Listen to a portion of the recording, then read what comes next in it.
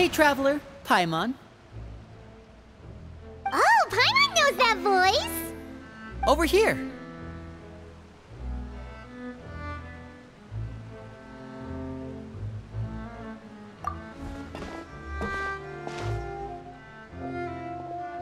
To borrow one of the more popular turns of phrase at the moment, this appears to be quite the fated reunion.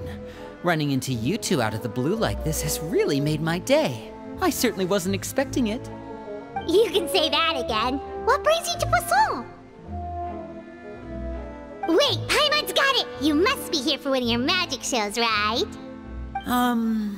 Actually, we've run into a bit of trouble on the home front, so Father arranged for us to stay in Poisson for the time being. Oh, are Lynette and Feminet here too? Yep, along with most of the other members of the House of the Hearth. You may have noticed Poisson seems a bit more crowded than usual. So you're saying nearly the entire organization has moved to Poisson? Sounds like you've run into way more than just a bit of trouble. What's really going on? Well... Since the two of you are so curious, perhaps I can fill in the gaps. You scared Paimon half to death! Father, you're here. You know... on second thought, maybe we don't need to know? It's all probably super confidential House of the Heart stuff, right? We totally weren't trying to pry or anything. No need to be nervous. I could sense your genuine concern from your conversation just now. Of course, I can also understand your confusion. Sending so many Fatui here to Poisson, it's only natural that some might suspect an ulterior motive to be involved. I understand. I'm well aware you've had your fair share of confrontations with the Fatui in the past, and I can't exactly guarantee that we'll remain on good terms in the future. As for right now, however, I would say we have little reason to be at odds, wouldn't you agree? The House of the Hearth could stand to be more open with those who have worked so closely with us in the past. As for the issue at hand, well, it hardly relates to any ulterior motive. To be frank, it all stems from a certain rumor circulating around the House of the Hearth. It's an internal matter. What sort of rumor? A rumor that a certain phantom child is hiding away in the House of the Hearth. A phantom child? Ooh, just hearing the name is giving Paimon the creeps. A spirit that should have long ceased to exist is lurking in the shadows of the House of the Hearth. So I decided to bring the children to Poisson before continuing to investigate the situation. I expect I should be able to track down the spirit fairly quickly. After that, it's just a matter of resolving the situation, if you will. It shouldn't be much trouble at all. If you're curious, or if you still have some concerns, it might be advisable to stick around for a few days. I'm sure the children would be exceedingly pleased to welcome some visitors. Lyney, I'll leave you to entertain our guests. I have some matters to attend to. Of course, Father.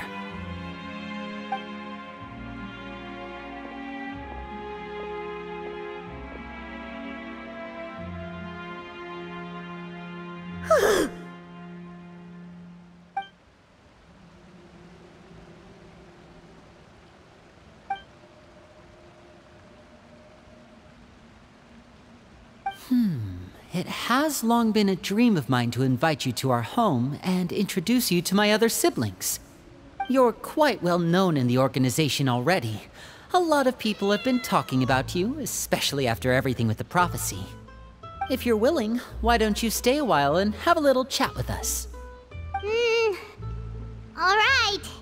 We don't have anything else to do right now anyway. But let's be clear, we're just gonna be there as guests, okay? Don't get any funny... Oh, wait a second. For your guests, that probably means we'll be treated to lots of yummy food, right? Of course. During our stay in Poisson, we've been helping out the locals with some fishing. We bring in quite the bounty every day. In fact, today's the perfect chance for me to show you what I can do in the kitchen. Let's go. I'll take you to where we're staying.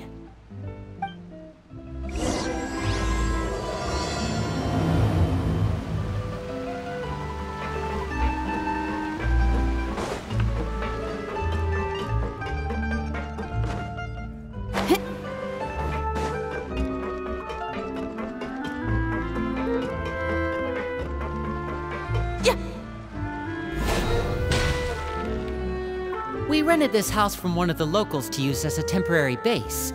I'll come back later and tidy up a bit. After that, it should be all ready for you to stay in tonight. Awesome, thanks! So, where are we off to now? Well, when I happened to run into you two earlier, I was actually in the middle of distributing some supplies. With this many people staying in Poisson, we have to bring in outside supplies every now and then. I should probably make sure the rest of these provisions get delivered, otherwise people might start to get antsy. Okay, we'll come with! There are all sorts of rumors about your organization floating around out there. Paimon's not sure if she could even take a wild guess as to what's true and what's not. But now that we finally have the chance to see a day in the life of the house, we can take a good look at how you operate! Well, you're more than welcome to come along. Just follow me.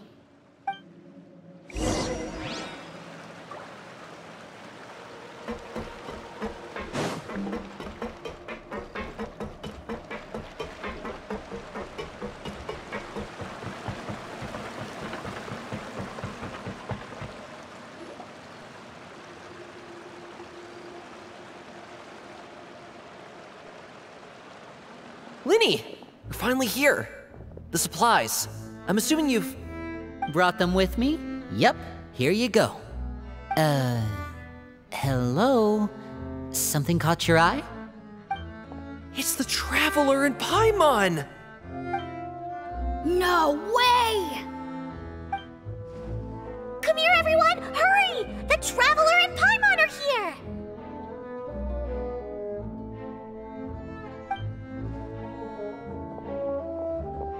One at a time, please. Don't crowd around them all at once. We don't want to scare off our guests now, do we? Oh, it's all right! Gotta say, Paimon didn't realize we were this famous. Of course! Father and Lyney have told us so much about you. Father told us about how you helped Lyney. According to her, you're a trustworthy friend. And as far as she's concerned, that's pretty much the highest compliment we've ever heard her give. As you can imagine, everyone's been very curious about you. I heard the Traveler is so strong that she can move a mountain with her bare hands. I heard Paimon eats so much that she can clean out the entire pantry at Hotel de Boer in just 3 days! Wait a second! That's the rumor you heard about Paimon? Oh, not cool at all! Oh wait, when guests visit, you're supposed to give them gifts and stuff, right? Oh, we don't need something like that. Besides, we don't have anything to give to you! Come on, we insist! I can give you some of my new potions. Just pick your poison. And by that, I mean medicine or actual poison. I've got both. Huh? Or maybe Shaplo can teach you guys about stealth! He's super good at it! He's never been caught. Ah, now that's not a bad idea. I know you usually prefer to fight head-on, but it never hurts to expand your bag of tricks, right? When it comes to eliminating your enemies, staying quiet can go a long way. Trust me, I would know. I was poisoned not too long ago, and I'm still dealing with the after effects. So I'm not quite as good as I was before, but I could still give you some pointers. Wait, when you said gifts, Paimon didn't think you meant poison and stealth tactics. But those are the best things we can give you. You don't like them? Ooh, how about this? Tell me the name of someone who really annoys you, and we'll teach him a lesson for you. All right, Fold, Selwar. I think that's enough suggestions for now. When it comes to being a good host, it's the thought that counts. You don't need a physical gift to make our guests happy. In fact, pestering them with suggestion after suggestion might make them more annoyed than anything. I would say your enthusiasm has certainly gotten across. Really? Awesome! It's been so long since we've had guests to play with.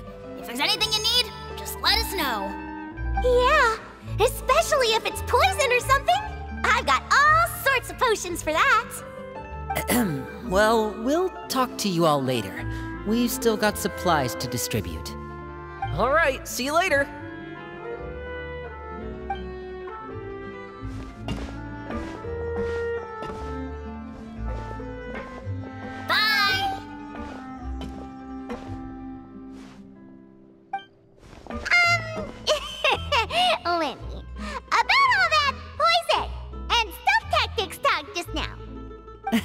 Scared you, did it? That kind of talk comes with being part of the House of the Hearth. When Foltz was really young, he strangled all of his family pets, just out of curiosity.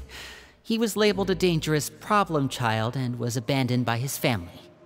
Elwar has an unnatural obsession with potions. Father has forbidden her from trying all the different concoctions she comes up with, but she still tries to test them in secret. You really have to keep an eye on that one. Chaplot is around my age. While I'm mainly responsible for collecting intelligence, he handles surveillance. He's very passionate about his work and has no reservations about taking on some very difficult missions. I know you two probably aren't used to that kind of talk, but I can promise you they only had the best of intentions. Things like stealth tactics and developing different poisons, they really mean a lot to them. They were just trying to share the best of what they could offer, that's all.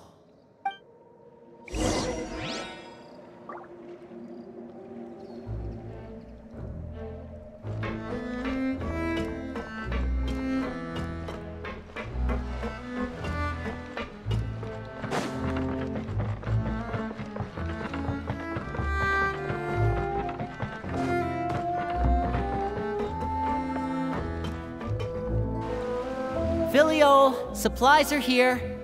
Thanks. And who are these two? Outsiders? Allow me to introduce you. This is the Traveler and Paimon. Oh, you're the famous duo I've been hearing so much about. It's nice to meet you. I heard you've traveled to all sorts of places. Is that true? Of course! We're making our way all across to that! Oh, good for you. You must be pretty familiar with Fontaine by now, then. Have you seen the new opera that started running recently? I think it's called... The 4,000 Thieves? Oh, this is the first we've heard of it. It seems like it's going to be fantastic. From what I've been able to tell from the posters, anyway. You should definitely check it out if you have the time. Oh, and there's The Blind Maiden, too. That one is supposed to have audience interaction. Seems pretty interesting. After this mission is over, I think I'll go get a manicure. Oh, maybe I should dye my hair. Wonder how much it'll cost. Is it just Paimon, or do these two seem much easier to get along with than the others? Looks like the House of the Hearth has some normal members after all. I heard that. Oh! Oops. I'm guessing you're referring to Foltz and the others? Yeah, we're definitely not all like them. I bet those crazies are practically foaming at the mouth right now. I'm sure they just can't wait to get back to Snezhnaya to carry out the plan. That's enough, Filio. Don't talk about family members behind their back, right? Whatever. Let's go. Guess this is goodbye then. If you ever have some time, we should go see the opera together.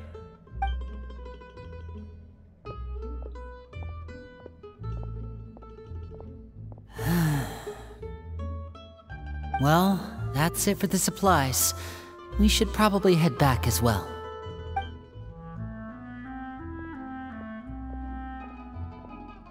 Well, they didn't seem too happy with each other. Seems like there could be something more going on here. You're right. We're only here as guests after all. Oh, Lyney's getting super far ahead. Come on, let's catch up.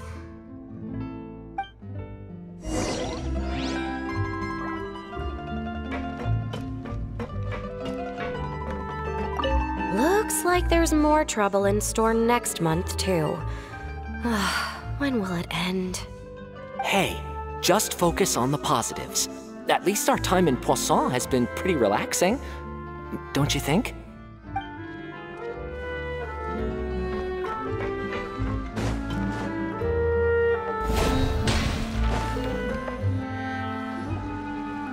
So, what do you think of the members you've met so far?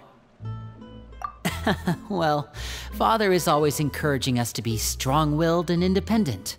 So if there's one thing we've got, it's people who aren't afraid to speak their mind. Well, I should probably get cooking. Wanna join? Of course! Then let's head out and... Feminet? What are you doing here? Well, Feminet! Nice to see you again! Oh, you too. I heard you're here as guests of House of the Hearth. Welcome. We were just going to make some food. Why don't you come along? I could use some help in the kitchen, and I seem to remember you mentioning you wanted to make seafood soup for the traveler in Paimon. Seafood soup? Oh, Paimon's drooling already. Were you looking for something just now, Feminet? Maybe I can help. It's nothing. I just wanted to see if there were any extra supplies. Yeah, we've got some left over. What do you need? Some food and water, and some clean cloth, if possible. No problem. Give me a second here. Food, water... Wait a minute. What do you need all of those for? You're not on any missions as far as I'm aware, and you were just going to come eat with us. So what's this all about? I thought I'd grab an extra portion because I get hungry at night. Could be because I'm growing, you know, and... Feminet, you remember what I told you? You're not like me. Your lying skills still need some work. Tell me what's going on. Is it really bad enough that you have to keep it from your own brother? Maybe it'll be better if we gave them some space.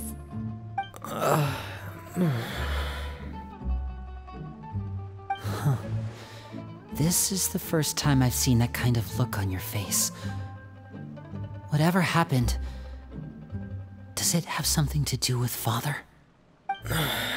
Yes. Just follow me.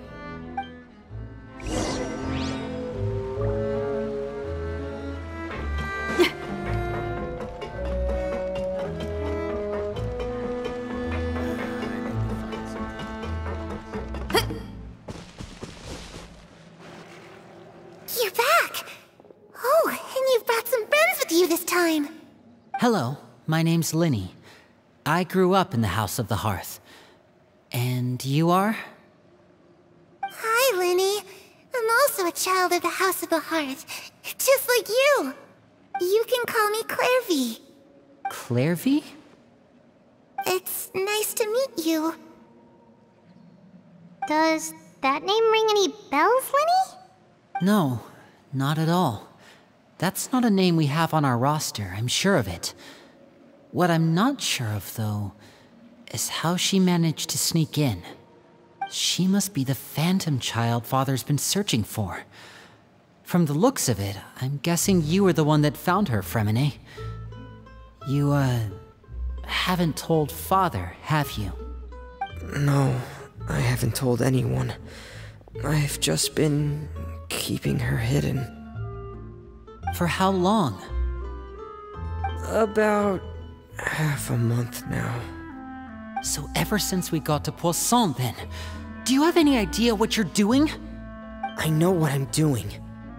Really? 'Cause from where I'm standing, it looks like you're hiding the very person Father has been trying to find. If Father finds out about this, everyone involved is going to be punished. You know the rules of the house, Feminet. I know you do. Father doesn't tolerate any form of betrayal. So why are you doing this? I've thought it through. And I just can't hand her over like that. Lyney, don't you remember last year? Sheplo nearly died after getting poisoned during that one mission. He wasn't able to get back before the poison started taking effect, and not a single person was there to help him. That night, while I was sleeping, I heard a voice telling me to go save him. I opened my eyes, but I couldn't find the source of the voice. I thought maybe I was just hearing things, but I went to look for him anyway. Luckily, I got there with enough time to save his life. That feeling of being haunted, of hearing voices, it's happened many times in the House of the Hearth. I'm sure you've noticed. So what you're saying is, that was her? She was the one who spoke to you that night? Unless there are other spirits roaming around the House of the Hearth, I don't think there's any other possibility. If Clairvy were our enemy, it wouldn't matter whether she was a spirit or an actual child. I would have acted without a second thought, because that's what Father ordered us to do. But she's been living with us, helping us from the shadows all this time. I think that makes her family. I couldn't just hand her over to be dealt with. Not when there's so much we still don't know. So what's your plan then? You can't keep her here forever. Someone is bound to find out eventually. I haven't thought that far yet. I don't want to disobey an order from Father, but I also don't want to put Clairvy in danger. Come with me. There are a couple things I'd like to say to you in private.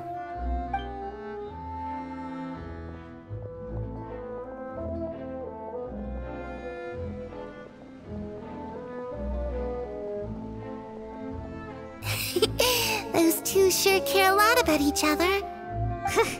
Well, they got a funny way of showing it. From where Paimon was floating, it sure seemed like they were about to bite each other's heads off. No way! They have a really deep bond. I could tell right away, because I also have a friend like that. I just don't know how long that kind of bond can last. The darkness in the house runs deeper than you can imagine. No one can get out alive. I'm sorry, Lyney. I really didn't mean to drag anyone else into this. Oh really? You didn't mean to? 'Cause I for one wish you did. Huh? What do you mean? You know, when we were younger, you didn't call me Lyney. You called me brother, just like Lynette. We grew up together, the three of us. We were all orphans, all rescued by Father. Of all the siblings in the House of the Hearth, I think our bond was the closest. Later on, when you started calling me Lyney, I wasn't actually surprised. After all, Lynette and I are related by blood. We've had to depend on each other to survive long before we joined the house. Lyney, The darkest and most difficult moments of my life happened before you and I had ever met. I'm sure that's true for you as well. Even so, Feminet, we've stood by each other for all these years now, and to me, that means more than blood. You and Lynette are the most important people in my life. No one can replace you. So I won't let you face anything alone. Not if I can help it. Oh, looks like things are getting kinda heated between Lyney and Feminet. Maybe we should go check on them. Oh, it's raining. I should put my clothes away.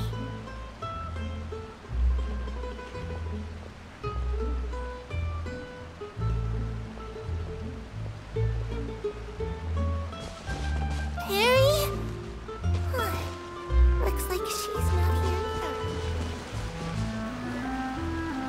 either. Hey, you two! Hope we aren't interrupting anything. Like a fight, or... Oh, wait a minute, Feminet.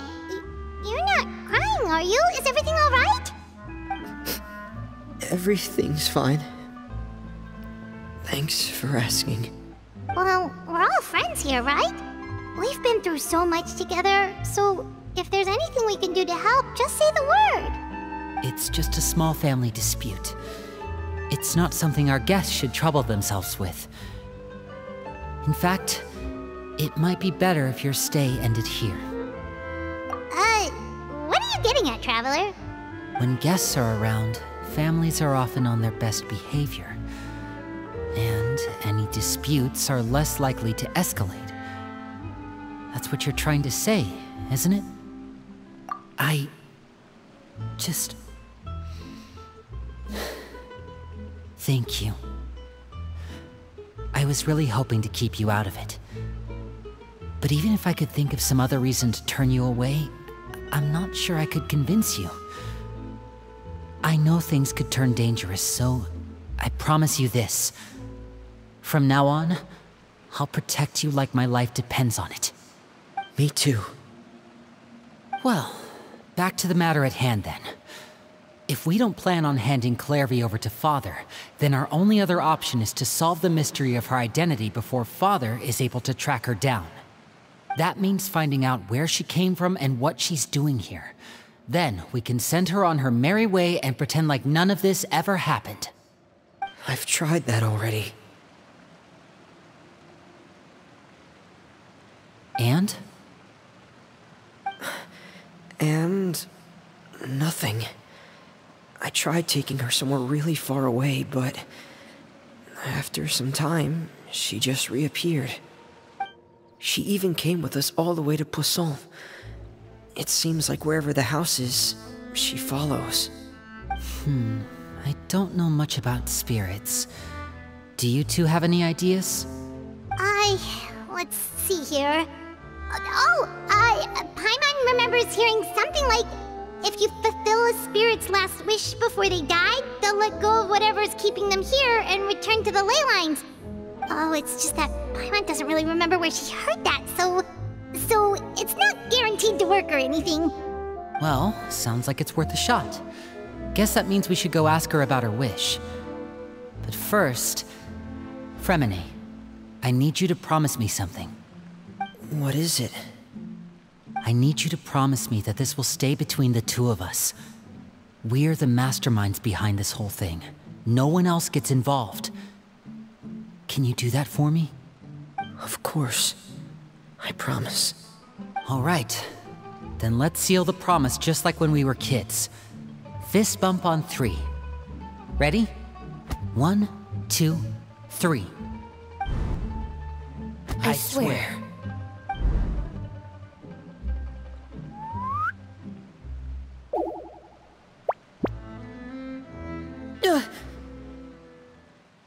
Whoa!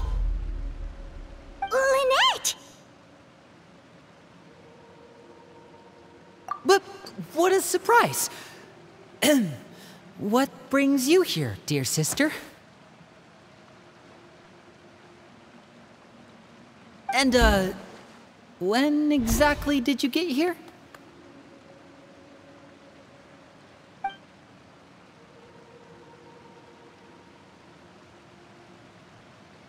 You're an idiot, brother. And you too, Feminet.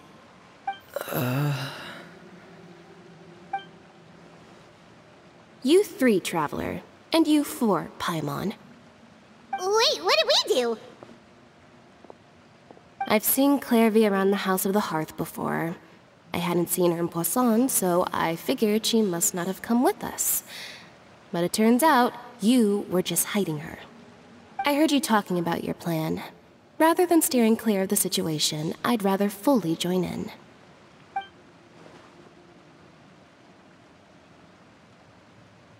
If you don't agree, I'll have no choice but to report everything back to Father. Simple as that. You're not giving us much wiggle room here, Lynette.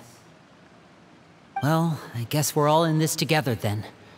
After we talk to Clairvy, we'll figure out our next move. There's no time to lose. Let's go.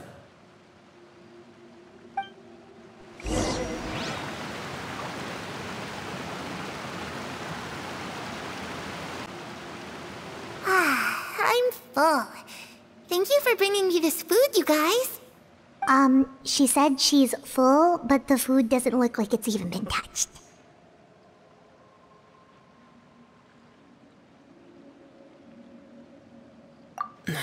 That's right.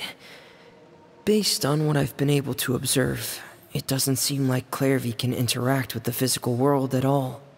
Still, when she's presented with food, she'll always linger around it for a good little while. Maybe, in her mind, she really is eating those things. Does she know that she has already passed away? I've tried to ask her, but she didn't answer. My guess is that she's just as confused as we are.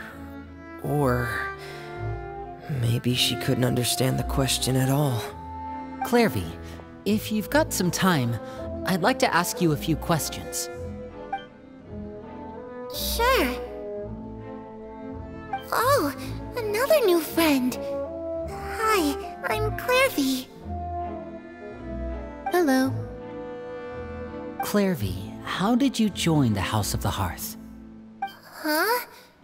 Isn't it the same for everybody? The knave brings you here and then you can't leave. It's just that your name, it's not on the roster. And I've never seen you before. The roster? Oh, I get it now. I think there might be some things you don't know about this place. The people in charge, they're not as nice as they look. They say they keep a roster, but it's not complete. There are a lot of people who aren't on it, and never will be. In this house, some people are family, and other people are just test subjects. Those kinds of people aren't ever going to get a place on the roster, unless it's the roster of people who've been executed. Wait, does that mean the knave... She... Is there anyone that can vouch for you? Perry, she's my best friend. She's the only one I trust in this place. Have either of you heard of that name before? No. Me neither. Clairvy, Perry. Neither of those names are on the roster. But it seems like she's telling the truth. Either that, or this kid's already got a bag of tricks bigger than mine. Maybe we should try a different approach. Clairvy, do you have a wish? A wish? It can be anything you want. Just imagine. It's your birthday, you're blowing out the candles, and your wish is...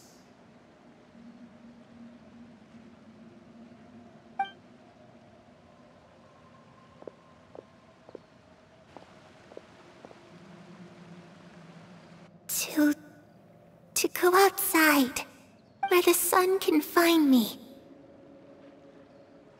That's... it? Well, that sounds easy enough. The darkness in the house runs deeper than you can imagine. No one can get out alive.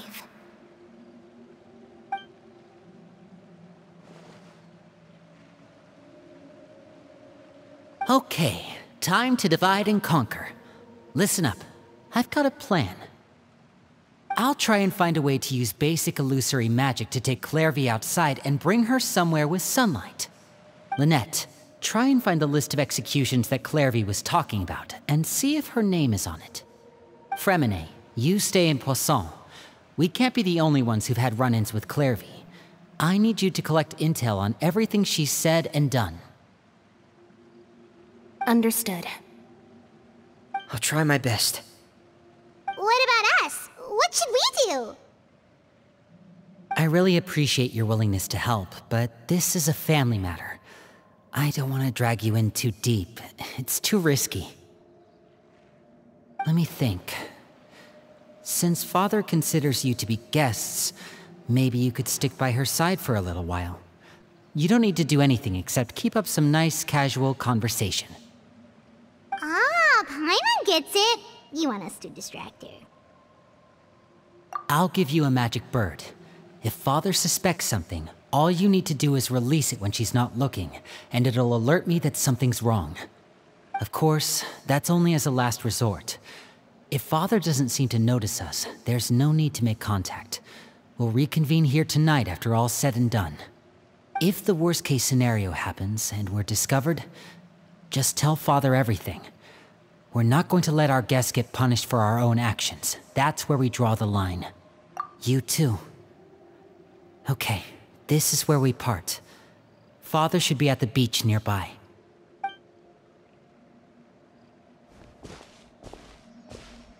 I really hope this goes well. No, it has to go well. That's the only way this can get resolved.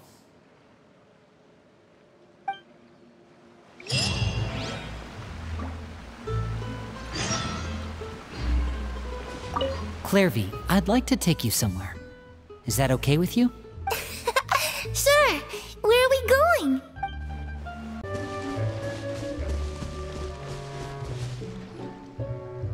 It's the knave and child. Hey, aren't you supposed to be in Snezhnaya recuperating? What are you still doing in Fontaine? Oh, it's you two. I didn't expect to run into you here. I was unconscious for quite a while after the fight in the Primordial Sea. After I woke up, I realized I was being taken back to Snezhnaya, and well, I couldn't have that now, could I? Not when I've still got unfinished business here in Fontaine. So, I mustered up all my strength and made the journey back on my own. What sort of unfinished business are we talking here? It has to do with Skirk, my master. I really wanted to meet up with her, but by the time I got back, she had already left. I still have so many questions for her. Without any other leads, all I could do was ask the knave to help me track her down. She must have left behind some traces from her time in Fontaine. Oh, okay, so have you found any clues? Unfortunately, no. While the House of the Hearth is adept at collecting all manner of intelligence, certain existences can still manage to escape our purview. Basically, unless Master feels there's a need to meet with me, she's not going to be found. But that problem has an easy fix. I just need to become stronger, and then... Paimon thinks you should focus on getting better first. The worst of it is over. It's all thanks to that one kid from the House of the Hearth. Elwar, I think her name was. She gave me a bunch of random potions to drink. They didn't go down easy, let me tell you. Pain and chills all over. But they really did help speed up my recovery. And that's good, because it looks like I really do have to head back this time. The old man's been putting the pressure on me. He sent someone to tell me I'm needed for some sort of project. Project Stuja? Yeah, that's the one. I heard Regrator's involved too. I'm not looking forward to having to listen to all his monologuing, that's for sure. Hey, maybe you could think of a way for me to stay in Fontaine for a little longer. Helping Lyney and the others brush up on their fighting skills would be far more interesting.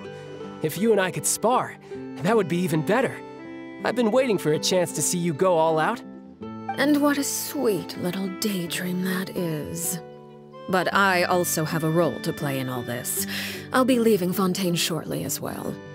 Besides, considering how little they see fit to step outside the homeland, being called on to return to Snezhnaya by such illustrious dignitaries, what a great honor. Wouldn't you agree? One I could do without, I'd say. Is it just Paimon? Or does it kind of seem like they're... So, dear guests of the House of the Hearth, to what do I owe the visit? Well, we just... Right! We're super close to Lyney and the others, but we still don't know much about you! Is that so? Introductions have already been made, have they not? Oh, well, you see? There's only so much you can learn about someone from a short introduction. At least tell us something a little extra, like... Why do you call yourself father? Huh, good question. I'd also like to know. The fact that you have to ask tells me our intelligence work has been quite successful. Telling you the answer to that question would only serve to undermine that success. And we can't have that, now can we? Spoken like a true diplomat. That was some expert sidestepping right there. Well, if there's nothing else, I think I'll take my leave. I still have a small matter to resolve at home. Wait, don't go!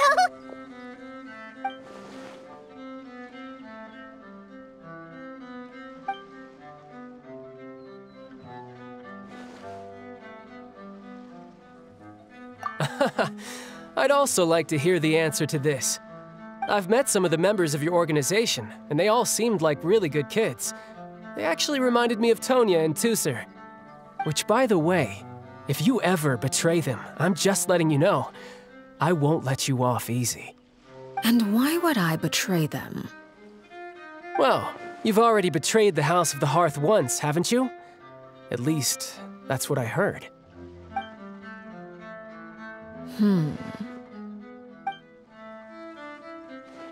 Okay, I admit. That's just what the old man told me. The rooster, I mean.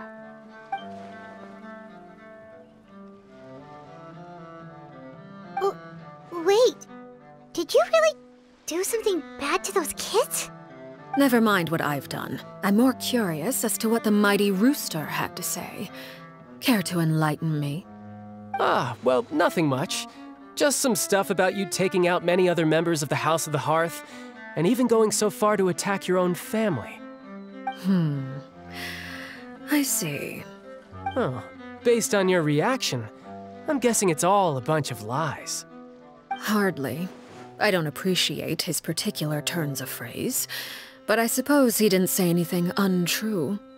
Although, it would be more accurate to say that there is a certain level of prejudice involved, but I don't intend to clear that up just yet.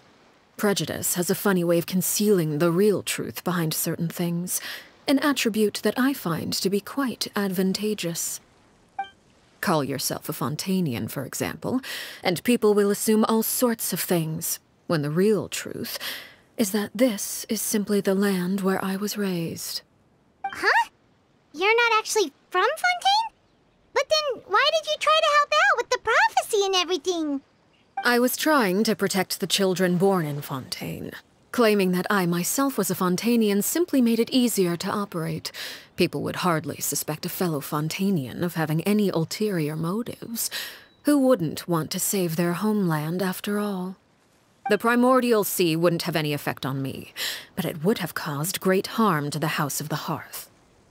Well, you wanted extra information, didn't you? There you go. I hope that satisfied your curiosity.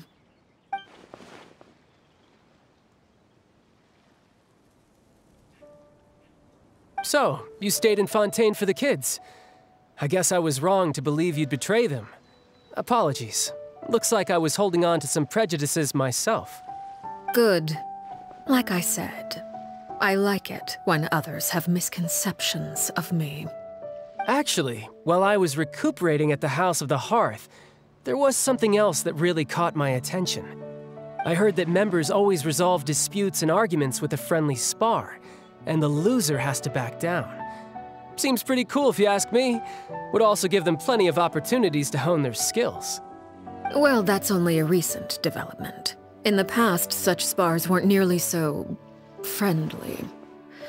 The losing party would lose everything, including their life. They were that high stakes? Whew, at least that's not a thing anymore. Well, the current atmosphere's not half bad. I'm a bit jealous, actually. You've got so many family members around you, and you even get to live with them. Having a lot of family around means dealing with a considerable amount of bickering and scheming. Once Tonya and Tusser enter their rebellious phase, I'm sure you'll understand. Just imagine. Tusser becomes obsessed with plucking out strands from the rooster's mustache, or Tonya decides to dye her hair 42 different colors. Okay. I get the picture.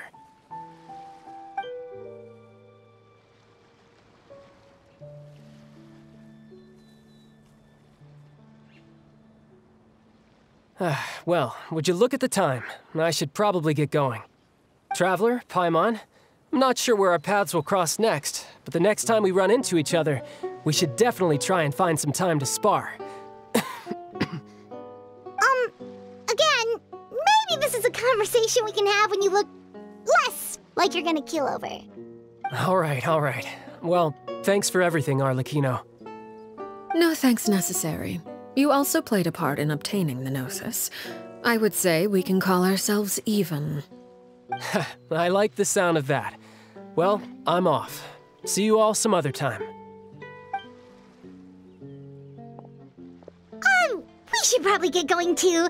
Do you want to head back with us? Oh? You want me to leave so soon? Oh,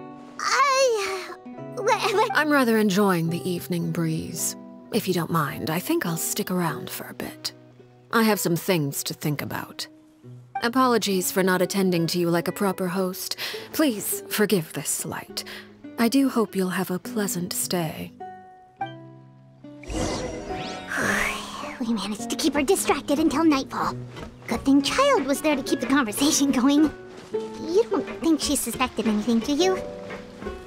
Oh, I wonder if Lyney ran into any issues. Let's hurry back and see how everything went.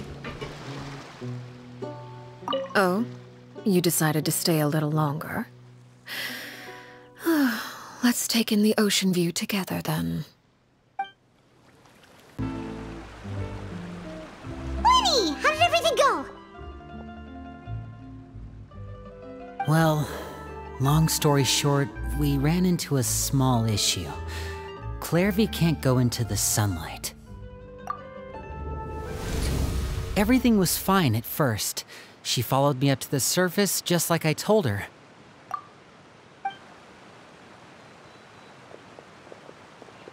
But as I led her out of the shadows and into the sunlight, she vanished. I turned around and there she was, standing at the edge of the shadows, silently watching me. Huh. Maybe she's afraid of sunlight, or... No, it wouldn't be her wish if that were the case.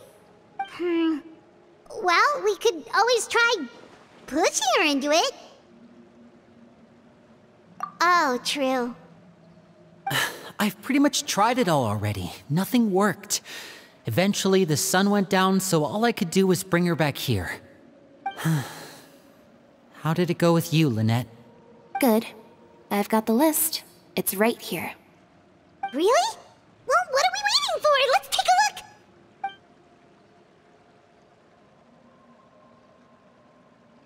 Oh, that's a lot of pages.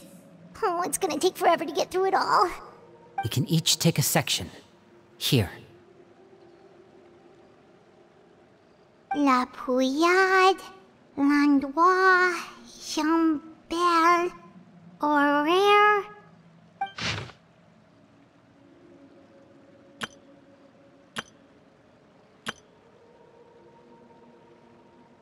Oh, yikes. That horaire guy has a huge scar on his face. He's kinda giving Paimon the creeps. Ah, I've met him before. The scar is from an injury he received during a mission. I still remember him joking with me about it. He said any future lover would take one look at him and then lose all interest. Did he say anything else? Well, I asked if there was someone he was interested in. He said no, and that's where our conversation ended. It was only later that I learned he really did have someone he liked. He risked everything to escape so he could be with her, but it didn't work. One day, Father asked to see him, and, well, I never saw him again after that. Wait, so that means the knave, she... It may seem cruel, but it's just one of the rules of the house. Betrayal is not to be taken lightly. We know too many secrets to come and go as we please. So, if you do try to leave, you pay with your life.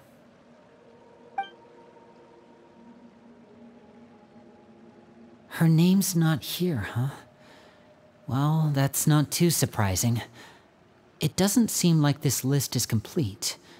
It only contains records dating back around 5 years. Let's shift our attention then. Feminet, were you able to find anything out? Feminet. Sorry. I was thinking about something. I managed to talk to quite a few people, but I couldn't help but notice that the atmosphere in the house was a little... strange.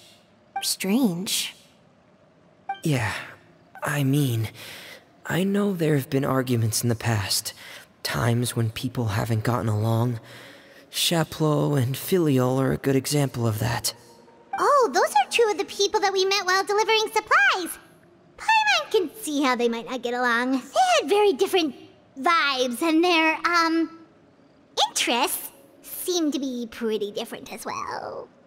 That's to be expected, actually. Father brought us all here, shared her knowledge with us, taught us how to fight. That's one thing we all share. But that's also where the similarities end. Not all of us feel the same desire to stay here. As members of the House of the Hearth, we're also considered part of the Fatui. And to a lot of people, that's an identity they never asked for. Certain members get older and realize they want something else for themselves. But considering the rules of the House, most people would never say that out loud. People like Chaplot and Foltz are loyal to Father and her vision. They're proud to be part of the Fatui. Filiol and Nantoy, on the other hand, well, they aren't quite as enthusiastic. These kinds of conflicts have always been there. It's not like Father is in the dark about any of this. Well, that's true. But it just feels like things have gotten worse lately.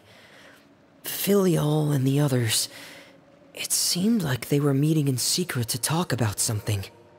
I can't say for sure, but I think they've met Clairvy.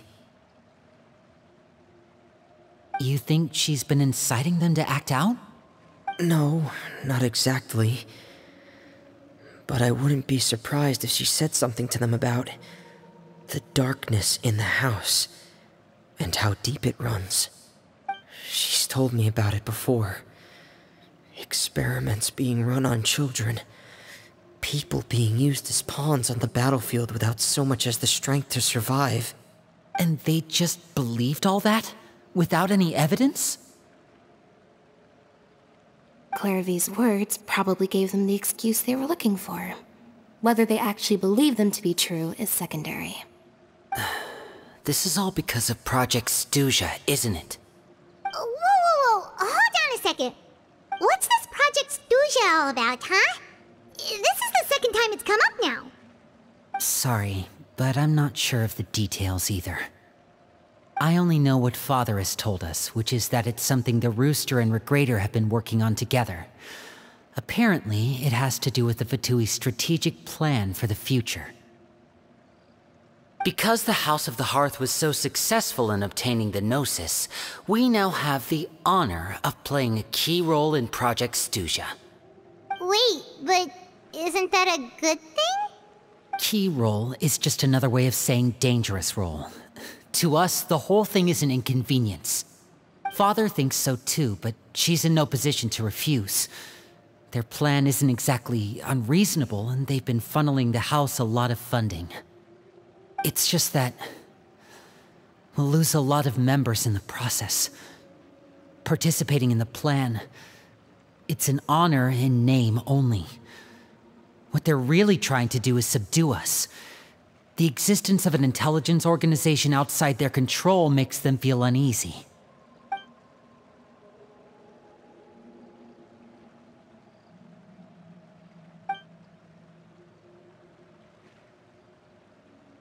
Okay, super complicated top secret Fatui business aside, what does all of this have to do with the conflicts you were talking about earlier? Paimon doesn't get the connection. External pressure has a way of exacerbating internal strife. You can't overlook the power of fear either. People are afraid of dying, and that fear is often the impetus for a lot of stupid decisions. I thought resolving the Clairvy situation would make everything go back to normal, but it looks like things are more complicated than I thought. If we leave Filiol and the others to their own devices, sooner or later, Father will be forced to take action. We can only focus on one situation at a time, brother. You're right. Even if we confront Filiol and the others, it won't do any good. It might even make matters worse. We should focus on Clairvy for now. Well, it's getting late. We should head back and get some rest. We'll try again first thing tomorrow.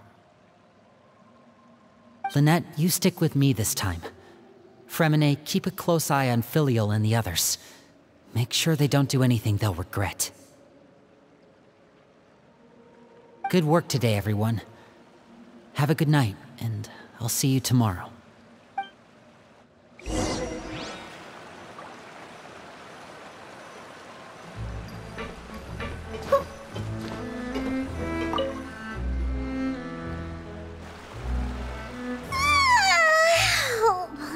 Looking forward to an early night, but she can't sleep at all.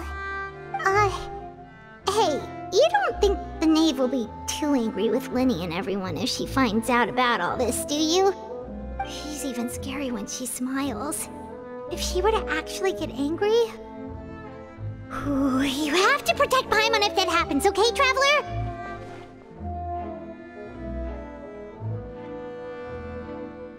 Oh, well, in that case, we should just plan on running away. We'll grab Lyney and the others and we can make a break for it as fast as we can.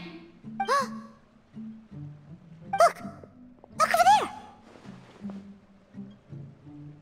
Quick! Let's catch up with her before anyone sees!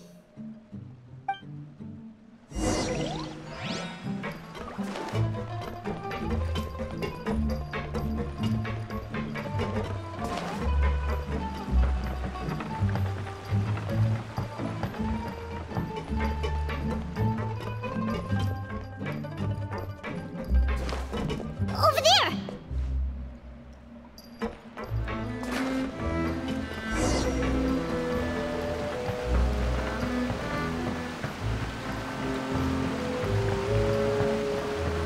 Ha! I'm here. Oh, where is she going? Oh, if someone sees her, we're toast!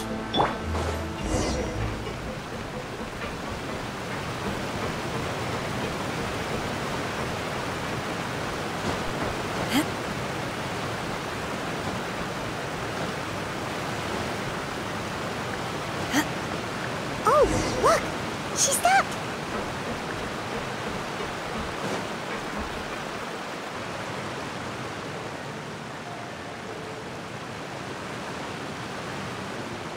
Clearly!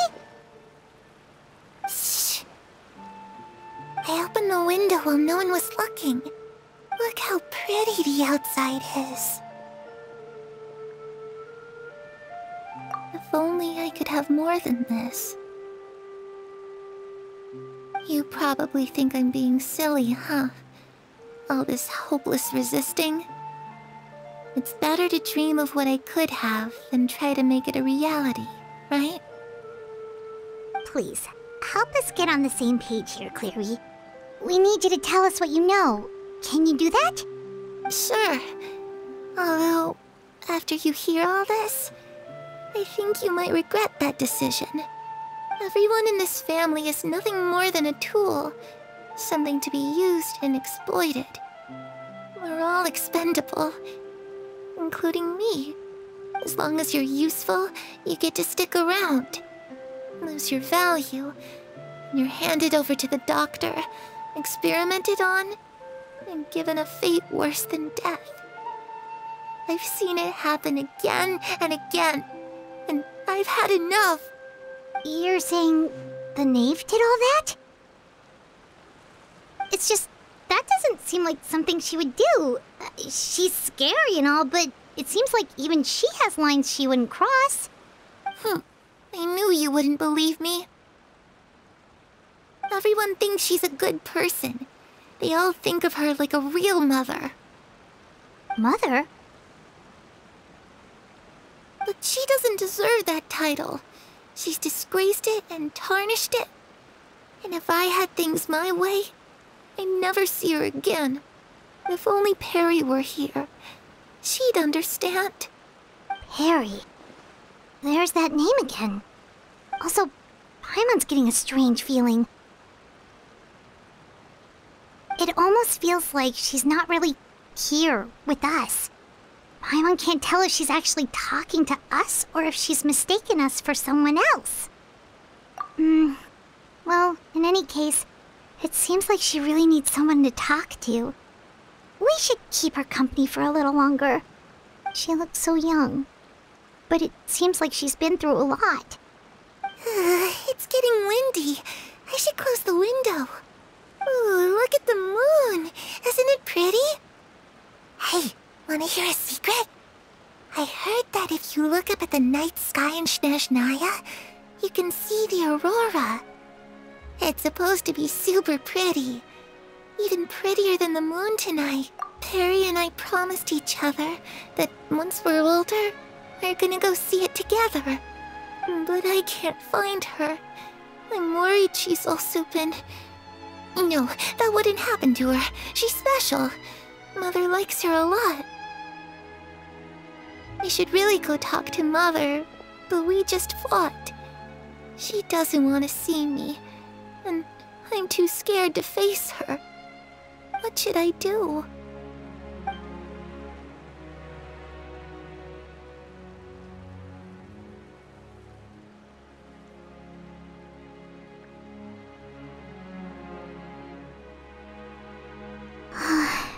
Paimon really doesn't understand what's going on with her.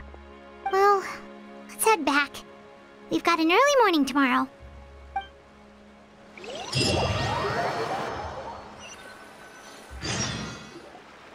All right, looks like we're all here. Let's go ahead with the plan. Oh? What is it? What makes you ask that? Well, we kinda ran into Clairvy last night, and that's what she told us. We met the doctor back in Sumeru. He's super dangerous, and he's done all sorts of bad things. It's possible that Father and the Doctor have had certain dealings, but I don't think Father would work with him. We're not really on the same side, so there's not a lot of trust between them. That doesn't exactly set the stage for a successful partnership. I did hear, though, that when Father first became a Harbinger, the Doctor offered to work with the House of the Hearth. Father rejected most of his proposals, except for one. It had to do with some sort of secret experiment. Secret experiment? Could that be what Clairvy was talking about? I don't think so. I don't know any details about the experiment itself, but I do know it's an entirely independent operation. The Doctor only proposed a direction for the research. That was the extent of his involvement. I still don't think that counts as working together. The details of the experiment are confidential, but complete records are kept on all participants. That doesn't seem to be the case with the situation Clairvy referred to. I know you don't agree with some of the Fatui's methods, and I'm not asking you to. But I am asking you to trust us on this. The House of the Hearth has its own principles. There are certain lines we're not willing to cross. Alright, that's good to hear at least. Clairvy seems to think the Knave and the Doctor worked together to do something horrible. If that turned out to be true, Paimon doesn't know how he would even face you guys. It's just that it doesn't seem like Clairvy is lying either. The easiest thing to do would be just ask the Knave directly, but Paimon doesn't think she'd tell us.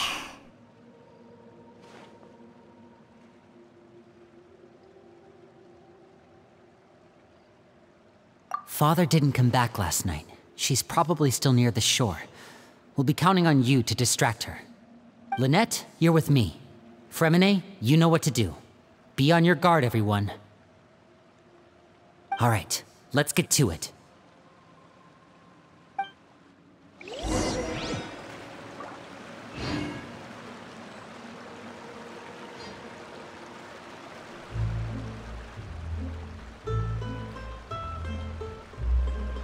Where are we going today? Let's try somewhere further away this time.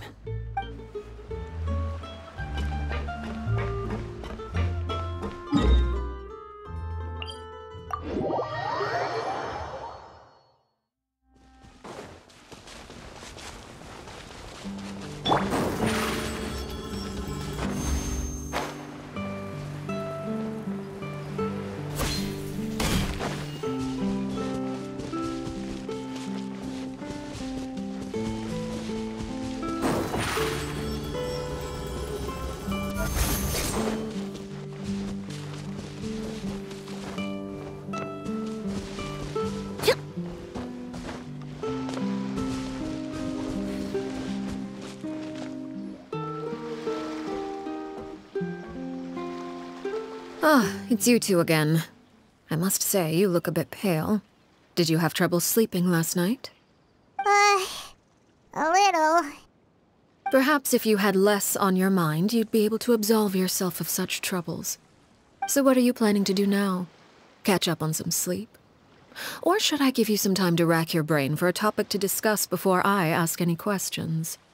Although I must profess to being curious. Without child here, how do you plan on distracting me?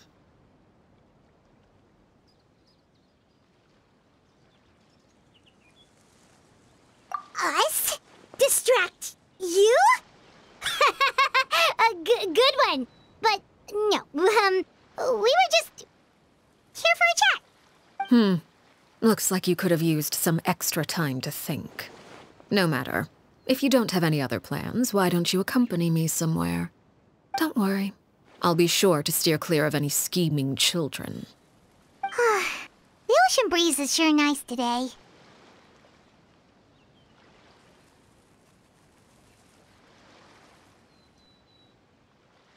Children always think they can hide things from the grown-ups. But nothing gets past me. Least of all, a little scheming. I think I'll let them have at it for a little longer. I can be very patient. Well, I'll leave you to think things over. If you're so inclined, meet me outside the Palais Mermonia. Good things come to children who do as they're told. So I do hope you decide to tag along.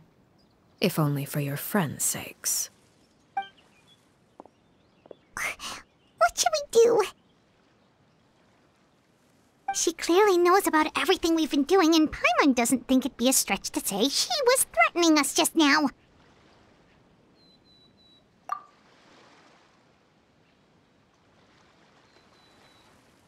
Oh, good idea. Hopefully he sees it in time. Well, we should probably head to the Palais Mermonia.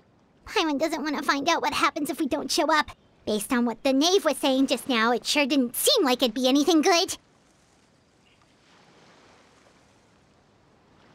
Okay, then we probably shouldn't keep her waiting. It seems like Lyney and the others are on thin ice, so let's do our best to not get them in any more trouble.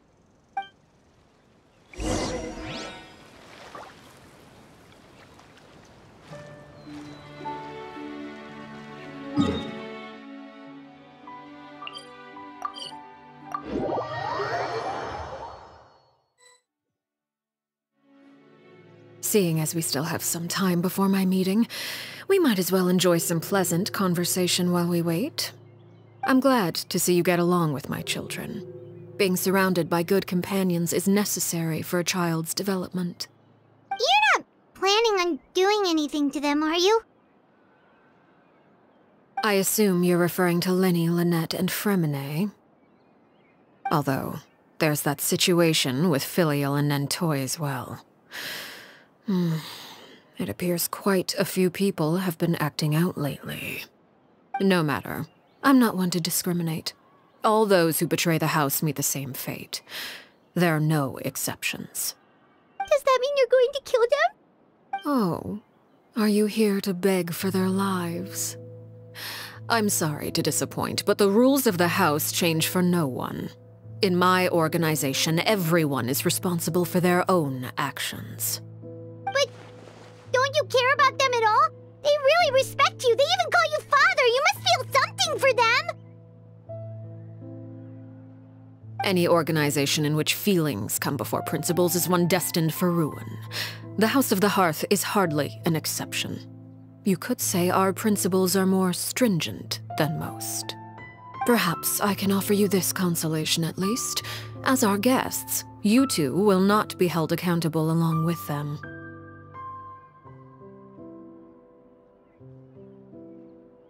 I would imagine Lyney, Lynette, and Feminet will be able to keep their lives. As for Filial, Nentoy, and the others, I'm afraid there's little I can do. They can try to escape, but once you know our secrets, there's no getting out alive. But that's awful. Ah, you seem concerned. Out of consideration for my guests, I suppose I could turn a blind eye for a little longer. If Lyney and the others manage to dispose of Clairvy in the meantime, all evidence of their wrongdoing will be lost.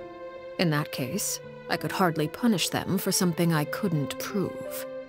If their efforts are unsuccessful, on the other hand, all will be held accountable. And the punishment will be severe. Of course. Oh, and here, I believe this belongs to you. Do try and keep better track of it next time. It takes a considerable amount of time to train a bird like this. It would be such a pity if you were to lose it. Permanently. Wait, where did you get that? Well, I'm afraid that's all the time we have to chat. Now, for the matter at hand. I asked you to meet me here because I have business at the Palais Mermonia. It has nothing to do with you, but I think it would be prudent for you to stick by my side for the time being. There will always be time later to run off and tell Lyney what you've learned. Well, time to go. Looks like we wrapped things up just in time.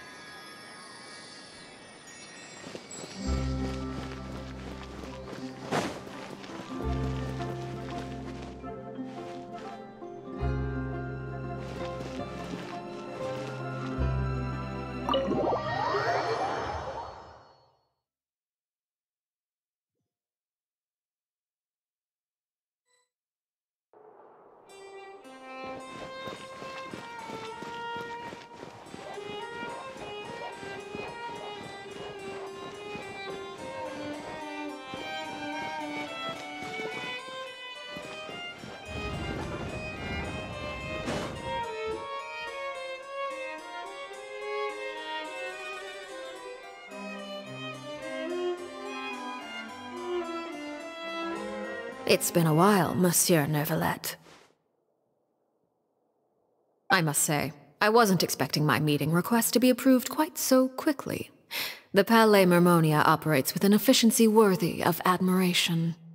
It is only right that an esteemed diplomat such as yourself should be afforded the proper level of respect. Although, if I may speak plainly, I must confess that I did not anticipate we would have the occasion to meet again after presenting you with the Gnosis. I see you brought the Traveler and Paimon with you as well. If I may inquire as to the purpose of your visit. I'll be departing Fontaine shortly. There is, however, an outstanding matter that I would like to see resolved before I go. It requires a rather lengthy explanation, I'm afraid. So I took the liberty of explaining everything in this proposal. Please review it at your leisure, Monsieur Neuvillette.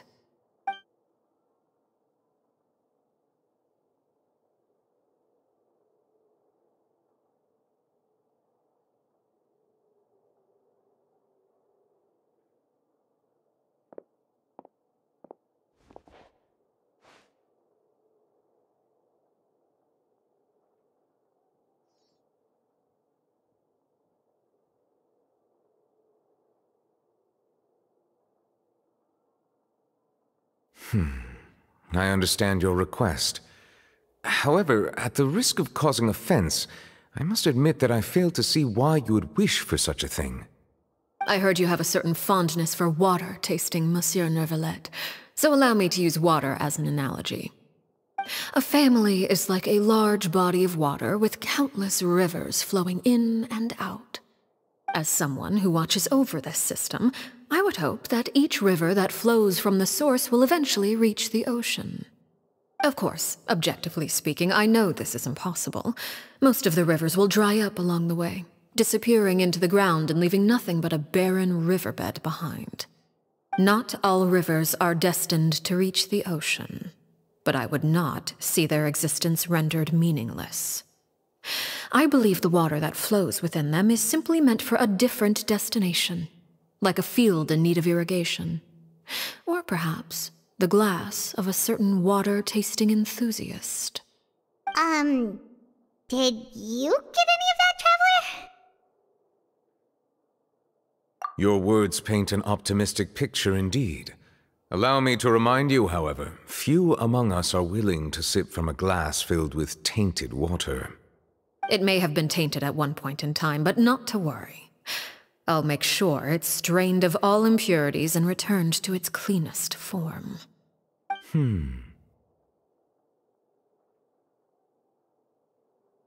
I seem to recall there being a transactional aspect to your proposal. Perhaps you could expound on that? If you accept my proposal, Monsieur Neuvillette, I will gradually withdraw my forces from Fontaine.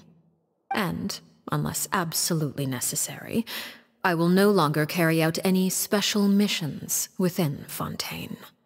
I presume I can take your words to mean that, in the future, cases similar to the Tartuffe assassination will cease to cross my desk?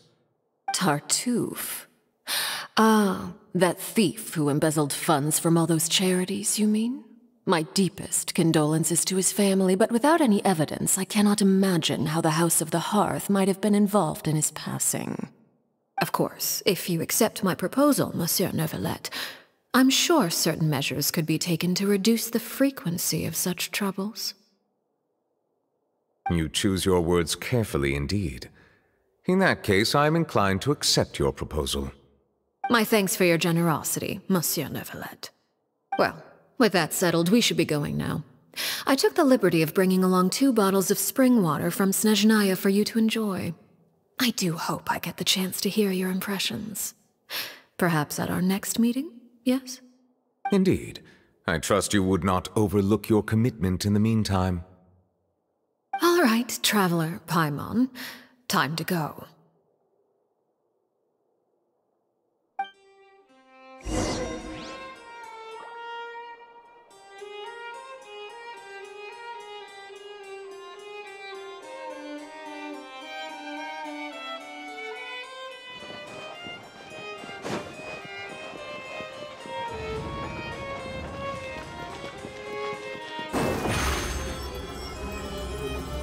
Zip on up!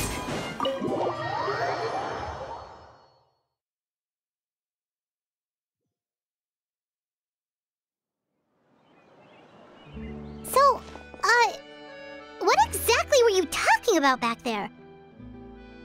Paimon only heard you mention some rivers, a large body of water, and then some kind of irrigation scheme. You really want to know? I would imagine there might be more pressing concerns at the moment. Lyney, Paimon really hopes everything's going okay.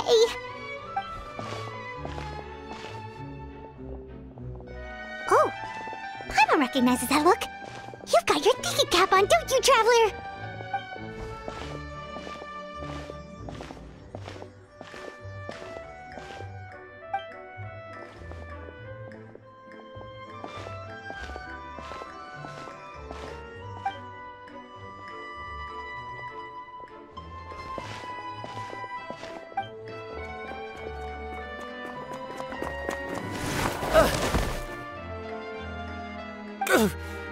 Oh, shoot. Are you alright? Oh, jeez. I'm so sorry. I was so focused on selling these papers, I wasn't looking where I was going.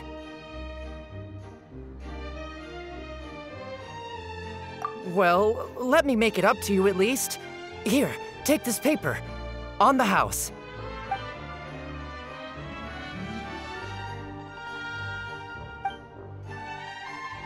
Oh, you don't have to give us anything. Please, I want to. It's not like I'm short on supply. All the extras will be useless come tomorrow anyway.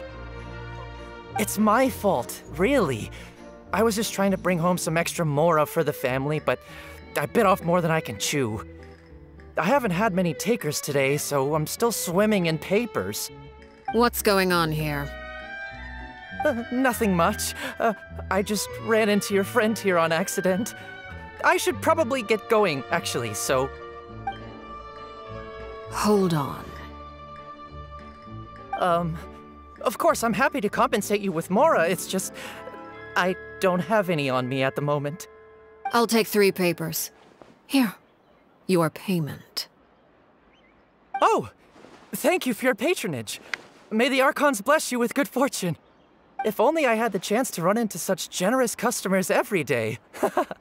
I should probably just take on a smaller inventory though, right? I'm getting married soon, so sometimes it's hard to not get ahead of myself. Anyway, I should head out. Goodbye! Well, now that my affairs are settled, we should take the boat back to Poisson. We've even acquired some light reading to enjoy along the way. Actually, why don't we stick around for a little longer? Paimon just realized how hungry she is. She can't head back to Poisson on an empty stomach.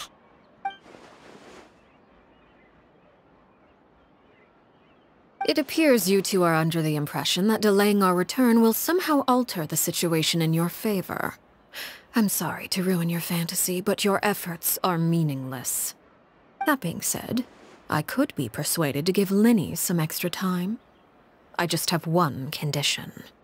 If you agree to my request, I'll even answer some of your questions. You're quite curious about Clairvy, are you not?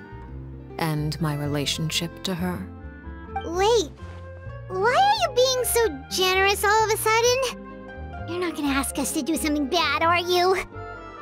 You overestimate yourself. You don't have the talent for bad things. Then what can you possibly... The most important consideration in a negotiation is that both sides receive something they want. Demands and threats only get you so far. Wonderful. Here it is. When the time comes, make the choice that you deem most appropriate in the situation, and lend your help to the House of the Hearth. Okay, sounds normal enough. But what do you mean, when the time comes? When is that supposed to be? That is for you to decide.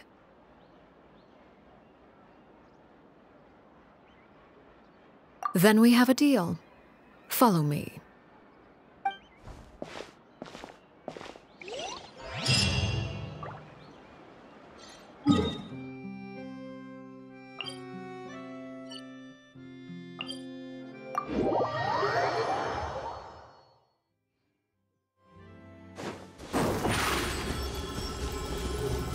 Over here!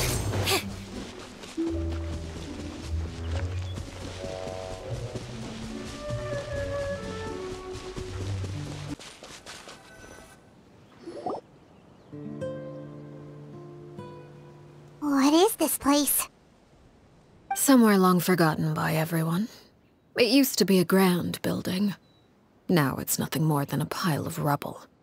No one comes here anymore, nor does anyone care about what once happened here. Although, this place does have something to do with the story I'm about to tell you. It was before I became a Harbinger, and before Lyney and the others joined the House of the Hearth. Due to certain events, I first killed Clairvy and then her mother. And this is where it all happened.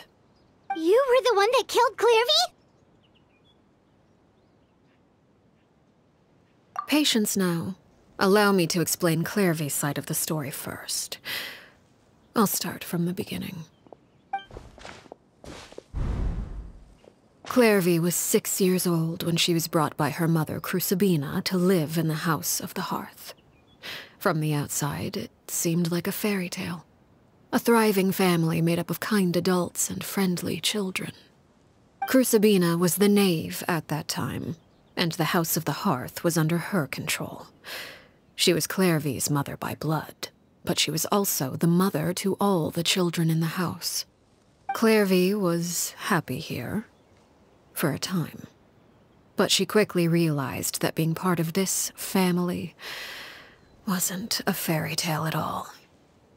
It was a kind of purgatory. Purgatory? Exactly. The House of the Hearth takes in war orphans from all over Tevat. But as for how to raise them, that depends entirely on the person in charge. Crucibina came up with a novel idea. She would teach the children to fight, force them to duel each other, and then crown as the king of the house the child who proved themselves most worthy of inheriting her title. It's difficult to estimate the number of children who died or were maimed in the process. There's little I can say about the ones who died. The Dark ones that emerged with permanent injuries, on the other hand, well, they still served a purpose. They would be handed over to the doctor to be experimented on, or sent away on dangerous missions. Nothing more than tools to be used and then discarded. So those were the experiments Clairvy was talking about.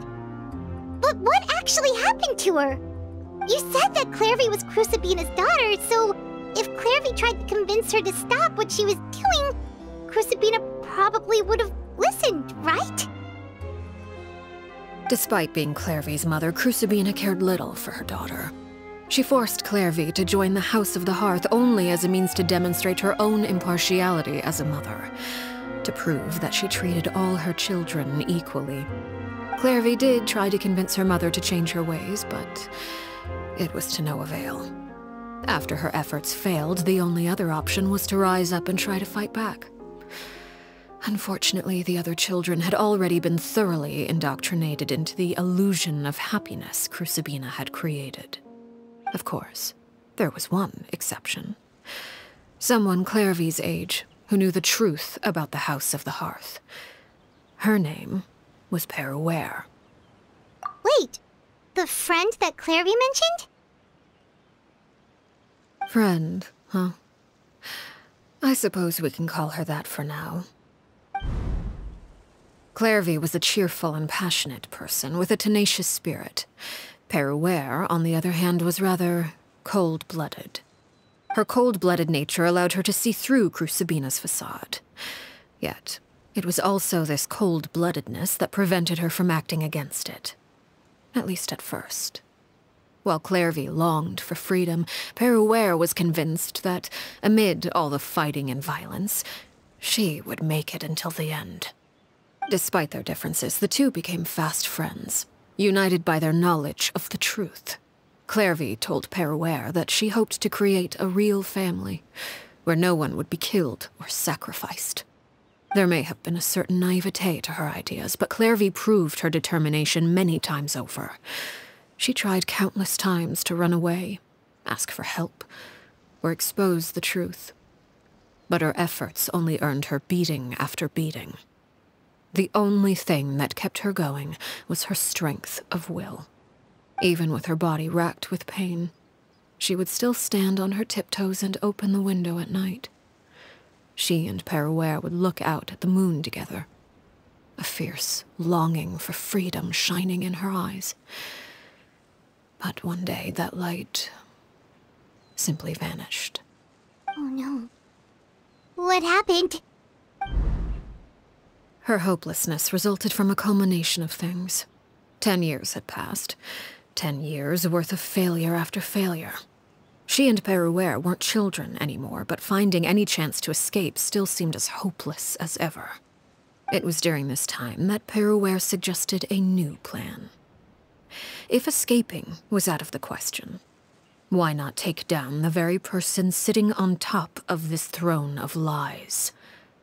Mother herself. Clairvy rejected that proposal. She claimed that, as a famous harbinger, Crucibina possessed an unimaginable amount of power.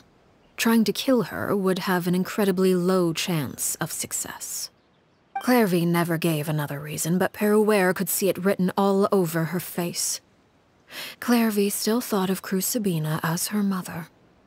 Killing her own flesh and blood was a line she couldn't bring herself to cross.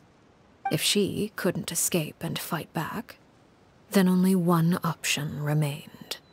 Precisely. Death was the only way that she felt she could be free. It happened during a duel.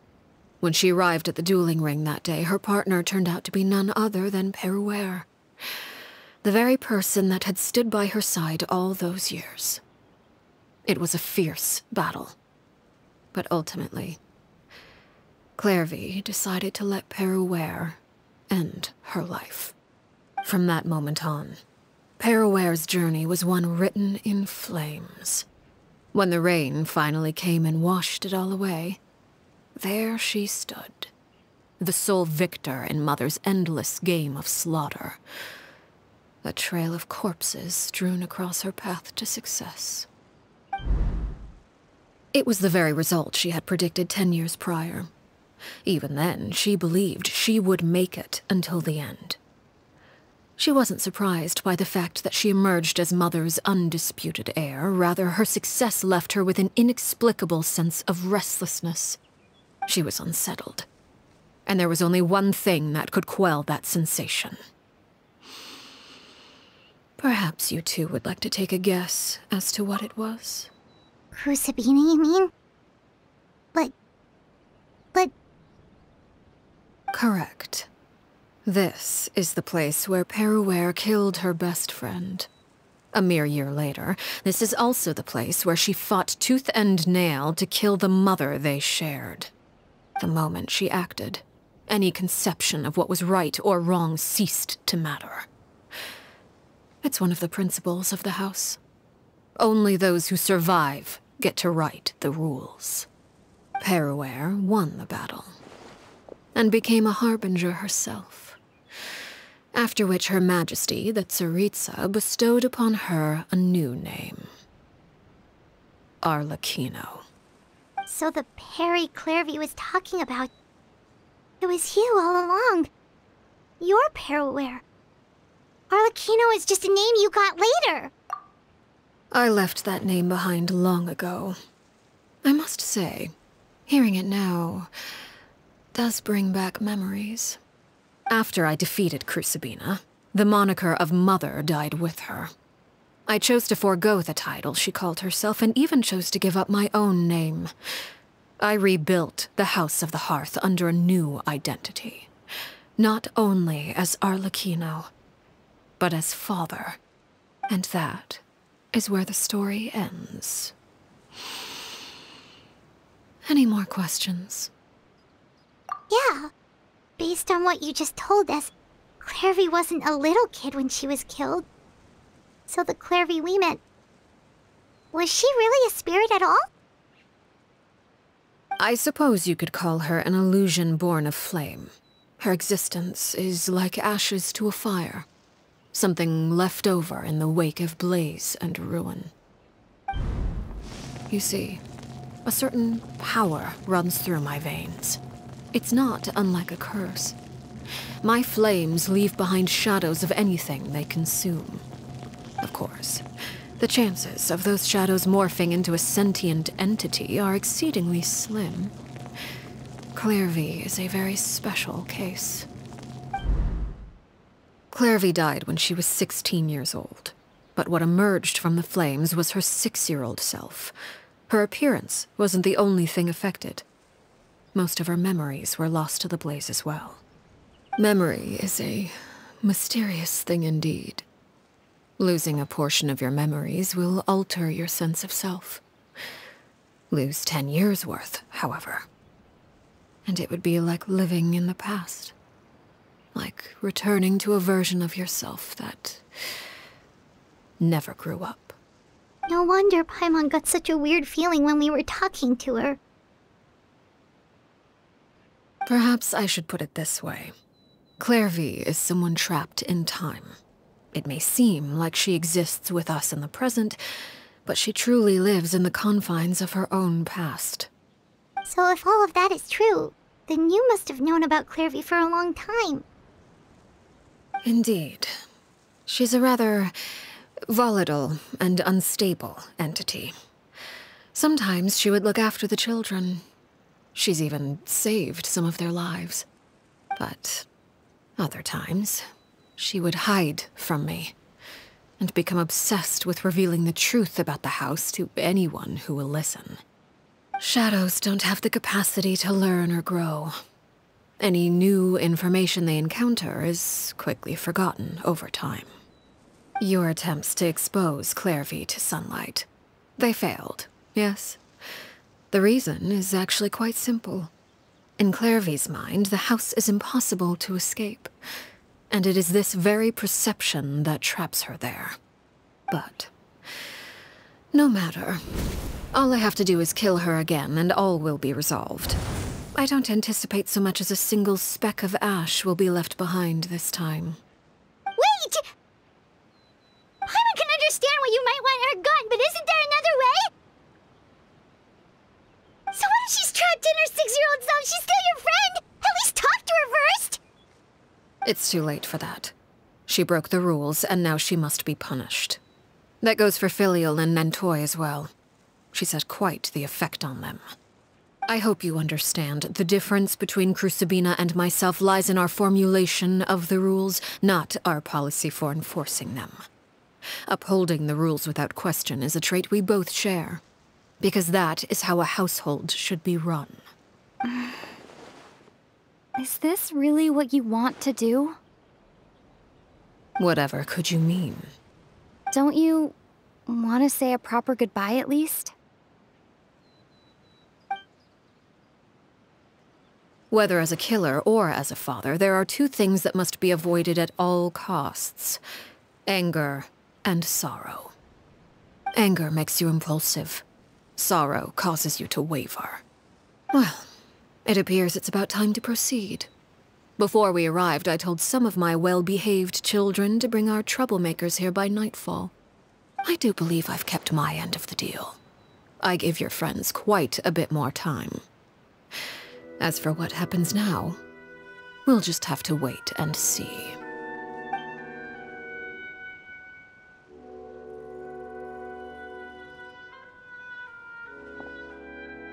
Here they are, Father. You gonna execute him?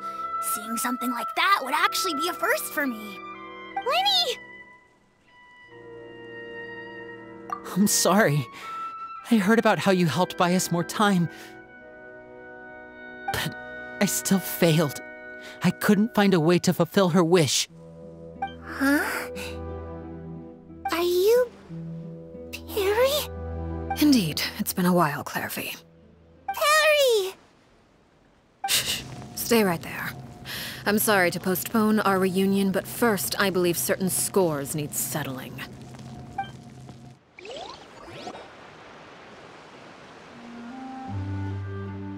Father, let me explain.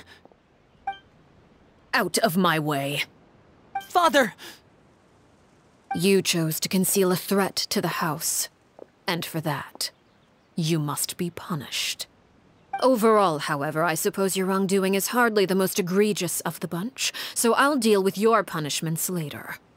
As for right now, the more pressing concerns are the traitors among us. By traitors? Do you mean us? Father, let me explain. We didn't mean to... Fultz, why don't you share what you heard? Yes, Father. Secret Midnight Meeting number 3. Participants, Filial, Nantoy, Sato, Toddy. Nantoy clearly said, if only Father wasn't the one who took us in. Sato added, I'm sick of this life. I just want to live as a normal person. Filial was the worst of them all.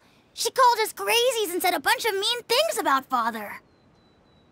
I did not! You're lying! Fultz is trying to frame us. It's not like I'm the only one who heard those things. After that, you and Toddy and a bunch of other people started talking about Clairvy. You were using all those things Clairvy brought up as an excuse to question Father. We're birds locked in a cage. The only way out is to destroy it. That's what you said, wasn't it? You little... You just want me gone, don't you? What did I ever do to you, huh? And you, Sheplo, have you forgotten who stood by your sickbed, watched over you, and changed your dressings? Come on, let's hear it then. What's your reason for all this?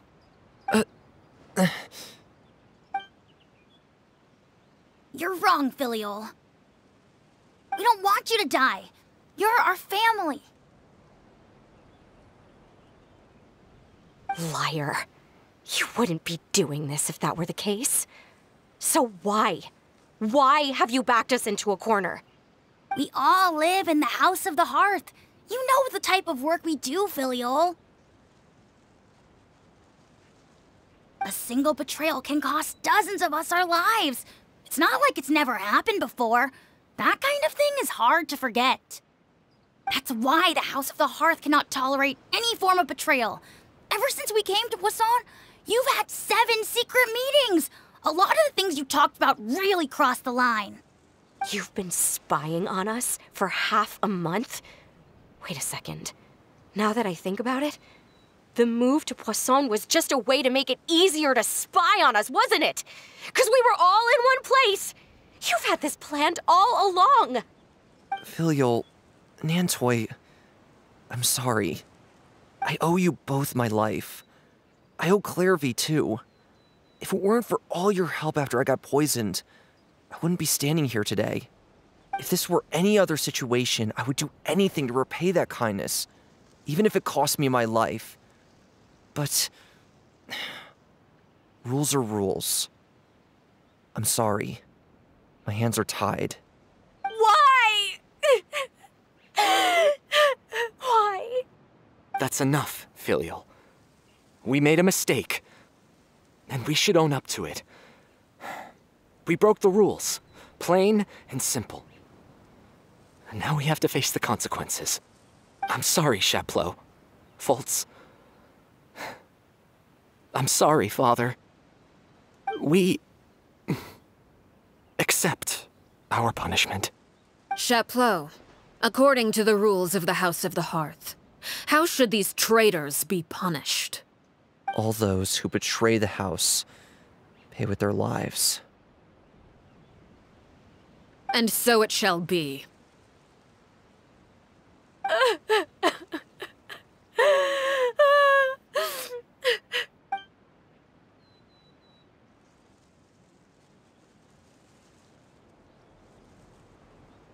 Father, please wait! Something you want to say, Lyney? Please reconsider, Father. What Filial and the others did, does it really count as betrayal? I'm not saying I have all the answers. All I know is this.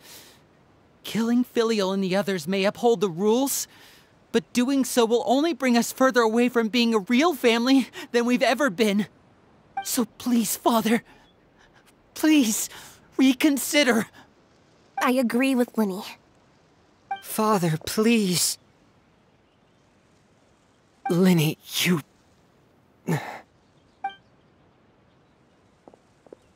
I also agree with Lyney.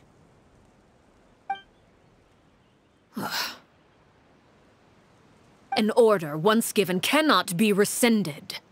However, given the extent of your determination, I suppose we shall have to go about this a different way. Draw your weapons and face me. Our weapons? Father, are you referring to a duel? Precisely. The rules of the house will not be altered. Traitors must be punished. However, resolving disputes with a duel is also one of our rules, one that also applies to me. Demonstrate a sufficient showing of strength, and I shall offer a concession. Wait. Beat Father in a duel? Impossible. Father is way too strong, even for Lyney.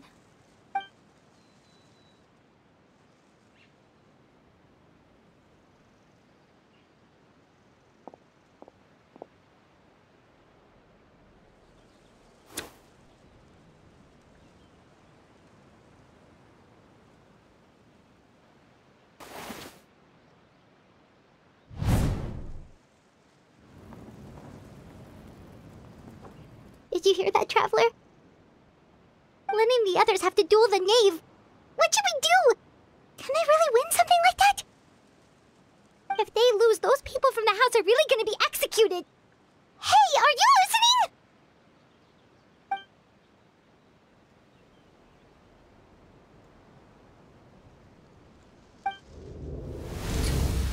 Don't you want to say a proper goodbye at least? Anger makes you impulsive. Sorrow causes you to waver.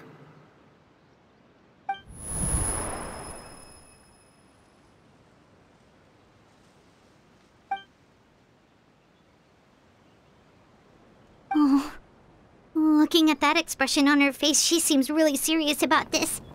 Guess that means there's no chance she's throwing the duel on purpose, huh? When guests are around, families are often on their best behavior. And any disputes are less likely to escalate. When the time comes, make the choice that you deem most appropriate in the situation, and lend your help to the House of the Hearth. What's wrong, Traveler? Hey, where are you going? Traveler?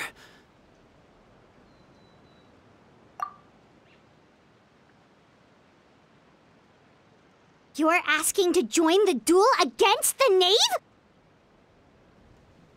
I'll allow it. We do have a ready-made dueling ring at our disposal, after all. All I would advise is this. Keep a firm grasp on your weapon, and give it your all. Any less, and you may just lose your life.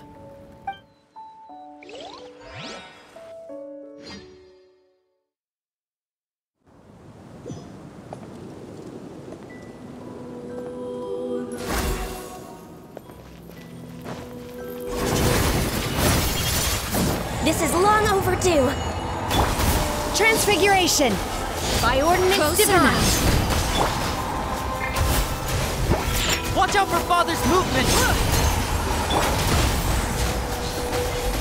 With these rising flames!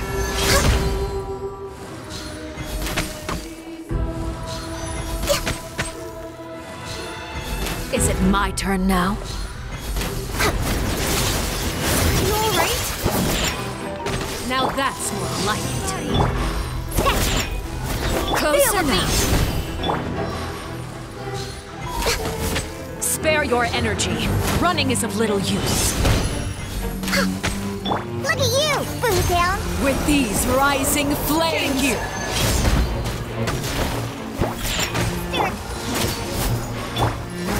With the fall of darkness, destruction shall rise. We're Have way a taste of behind purgatory.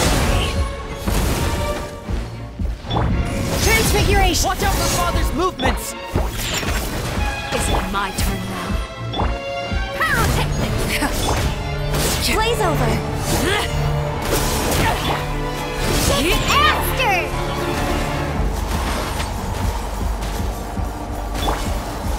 Is it my turn now? Over here.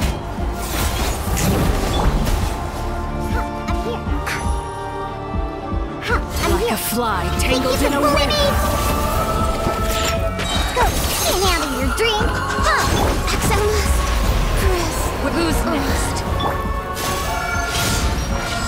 I really have to draw my blade. Then... Is it my turn now?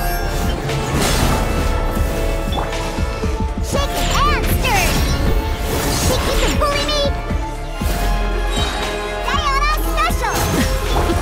Watch out for Father's movements! Trapped like a bunch of helpless animals. Shake and stir! Try to look it! Father's even stronger than I expected.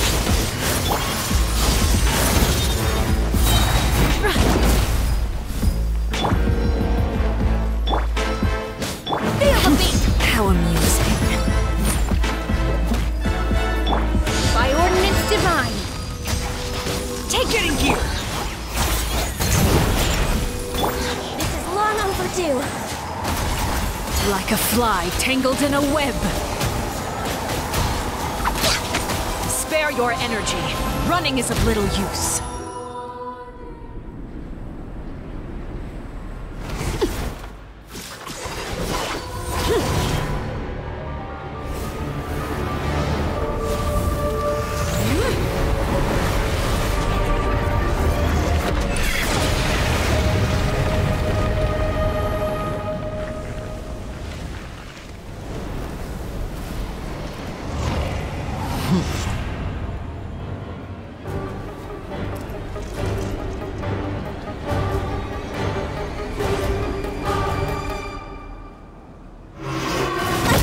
This has been seared away. My blade is all that remains. Now's our chance! Over here. Shake and stir!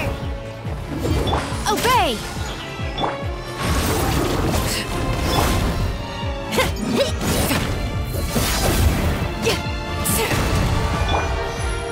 Watch out for Father's movements! Look out!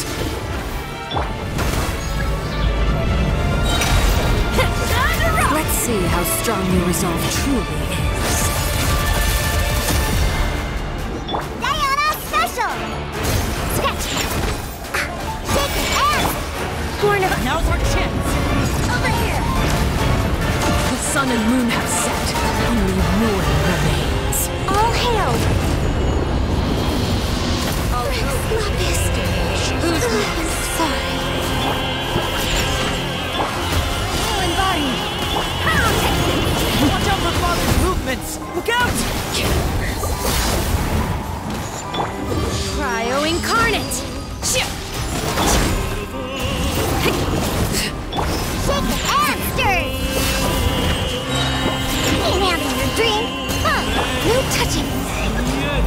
Now's our chance! Over here! Sun is only the beginning.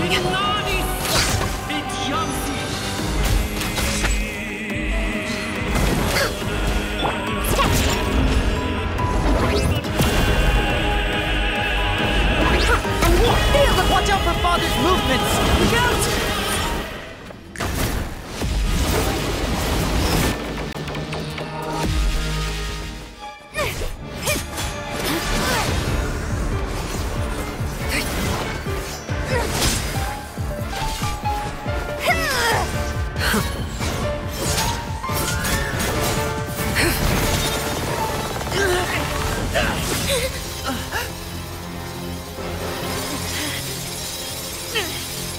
You should know better than to crowd in one place.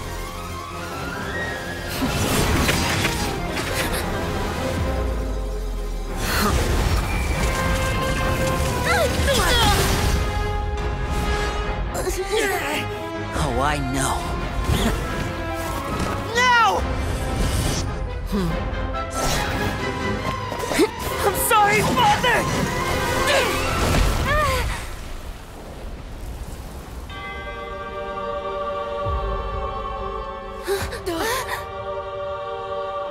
Sorry for what? This pitiful excuse for an attack.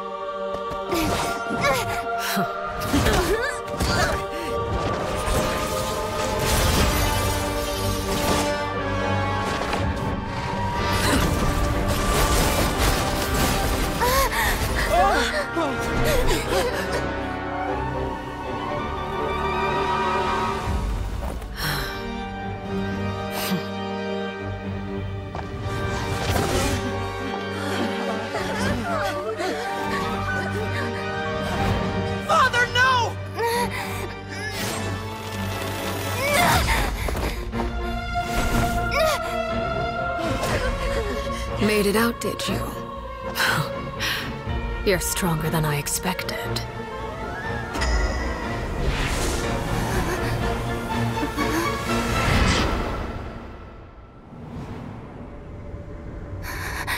A crimson moon.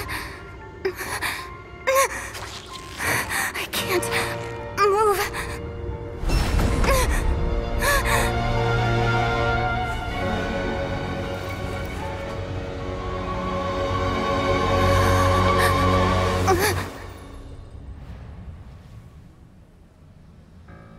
Still, not strong enough to beat me.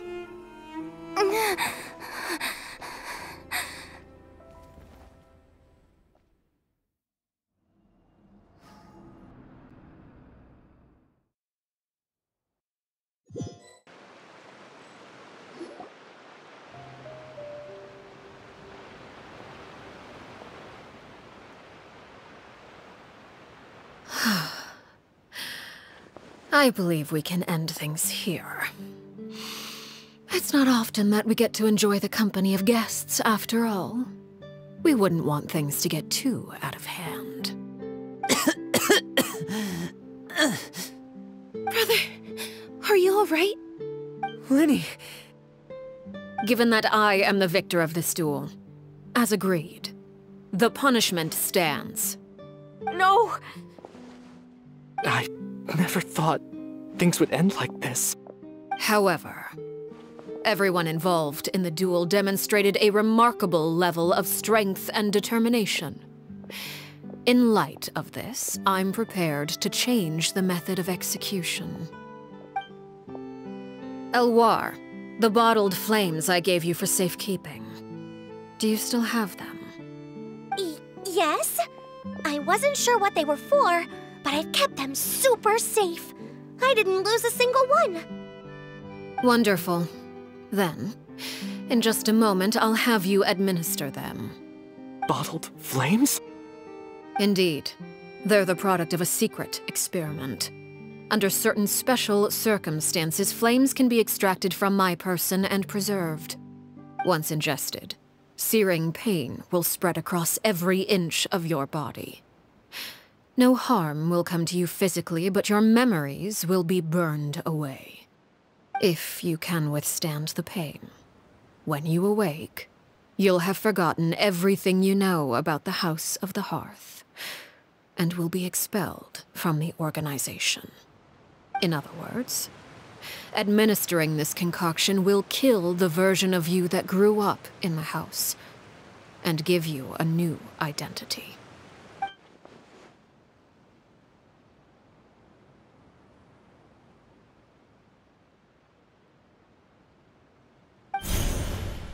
Memory is a mysterious thing indeed. Losing a portion of your memories will alter your sense of self.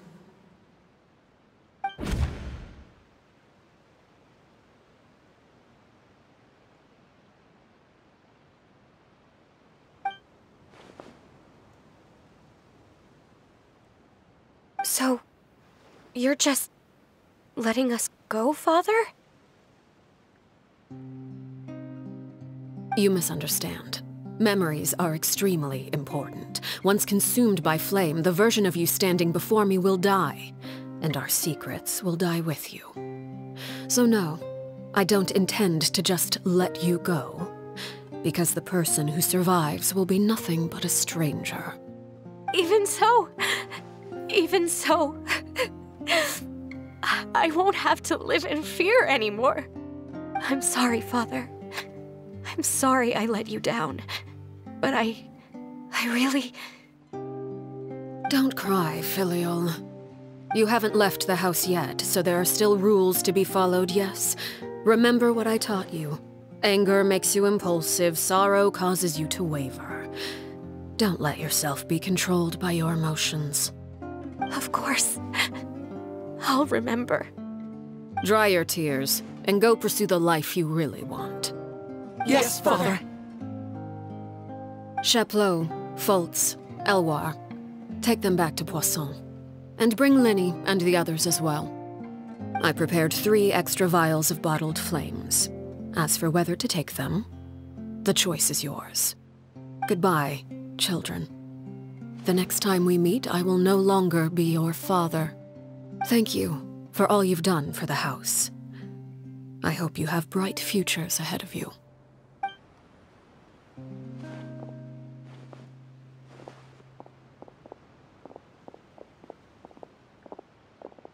Father.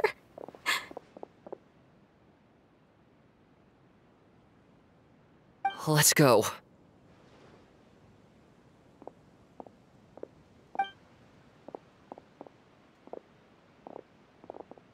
Here, grab my arm, Lyney. I'll help you walk back. Thank you.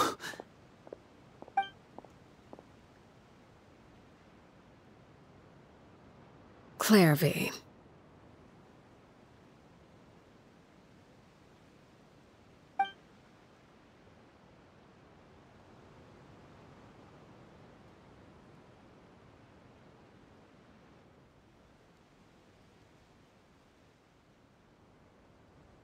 Can we talk now?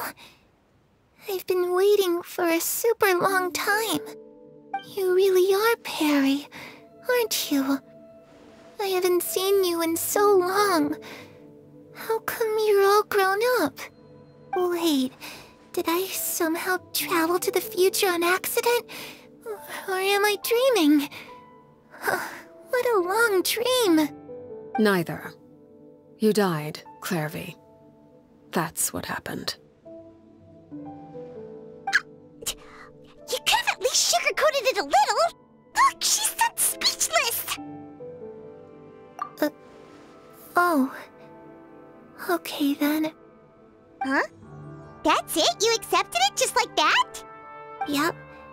If that's what Perry says happened, then I believe her. Perry wouldn't lie to me.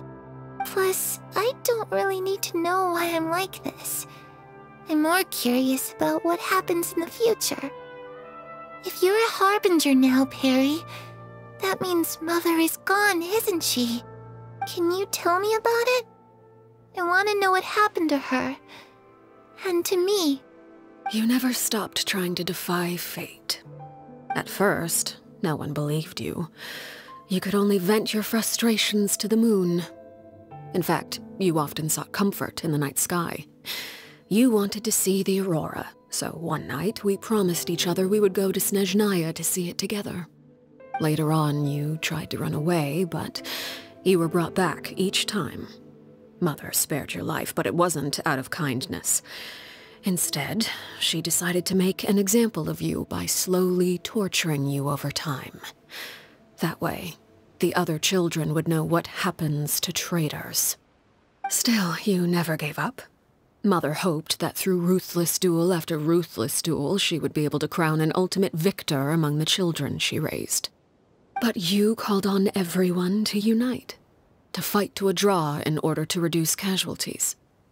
Your efforts may have only delayed the inevitable, but still. You gave them hope. You tried everything you could think of, but every attempt ended in failure. Still, you never turned your sword on Crucibina, and you never turned it on me.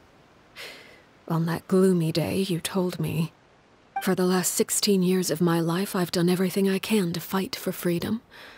But now, I realize that the only freedom I truly possess is the freedom to choose to die." I never imagined I would say something like that. I must have been feeling really worn down. But somehow, I still think I understand. According to Mother's plan, only one of us was going to make it until the end. And I always hoped that person would be you. If I could do it all over again, I still don't think I would make a different choice. Even when I first met you, I knew you'd be able to do what I couldn't. Is that so? Even now, I'm not sure I truly understand what kind of freedom you were trying to pursue. But as the head of the House of the Hearth, and as the children's father, I've tried to give them the most basic of freedoms. The freedom to choose their own fate. It's something I discussed with the Iudex of Fontaine. The children who want to leave the house will have their memories wiped clean of all secrets pertaining to the organization. In return, they will be allowed to live a normal life in Fontaine without being prosecuted for their past. Of course, I won't simply hand freedom to them on a silver platter. They have to fight for it and prove themselves worthy of it. Only freedom that is earned has true value. That's more than enough. That's exactly the kind of life I was fighting for. You know, Perry, I think you're a pretty amazing king, and a really great father, too. I'm really happy that you're the one who took over the house. I guess I do have one regret, though. I still haven't seen the outside world. Well, it just so happens that our dear guests over here have been to many nations and traveled to countless places. Perhaps they would be willing to tell you what the outside world is like. Really? Of course! We've traveled all over the place. We've got so many stories, we could probably talk your ears off for 3 days straight.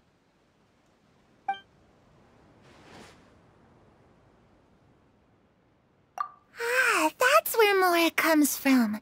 I never knew that before.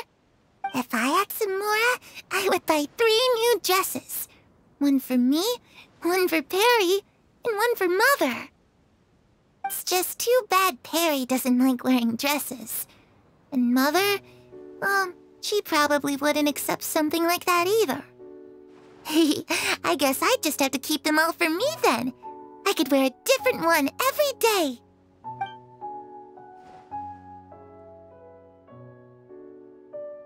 You know, I used to dream of being a bard, playing the lute while singing into the winds of freedom. Even if there was no one there to listen, I would have continued to sing no matter what.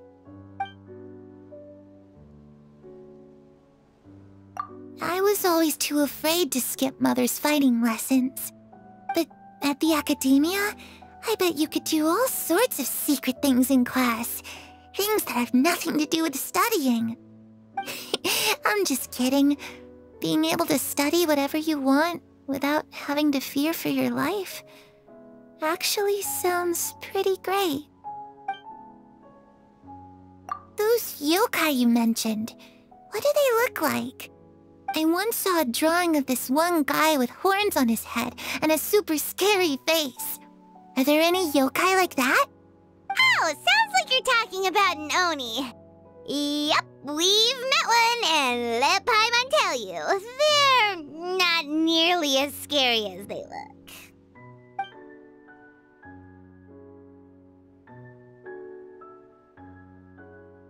The situation was super dangerous. Lyney and Lynette were accused of committing a crime, and they were going to have to stand trial at the Opera Epicles. Oh no, that must have been hard for all of you. What happened next? Don't worry, we were able to turn the situation around super quickly. All thanks to Detective Paimon, of course. How'd you do that? Come on, tell me. Okay, so it was like this. After the failed magic show, we rushed to the scene and...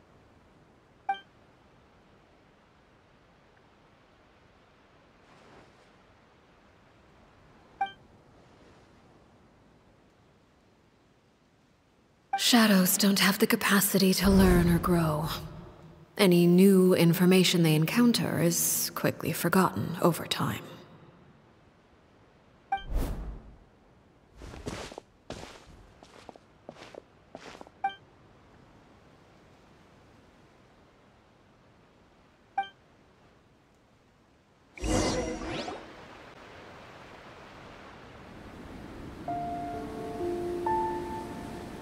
Clairvy, you've worked tirelessly from the shadows to overthrow the House of the Hearth.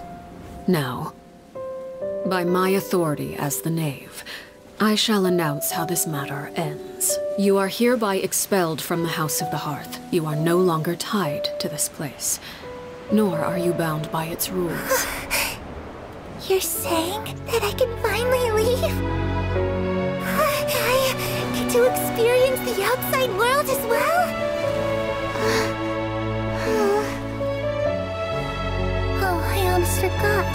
There's no getting older for me.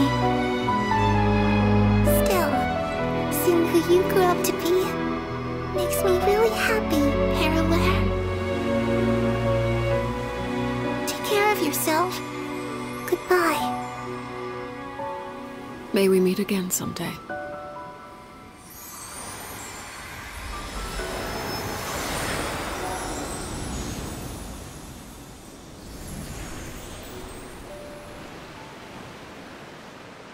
Clairvy.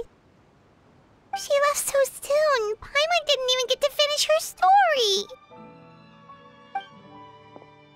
I also have certain sentiments left unsaid.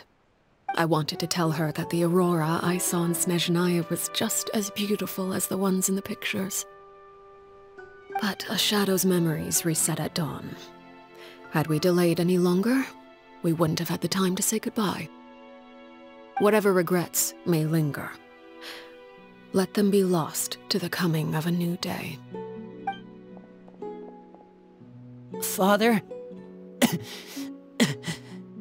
It's Lyney! Hey, Lyney!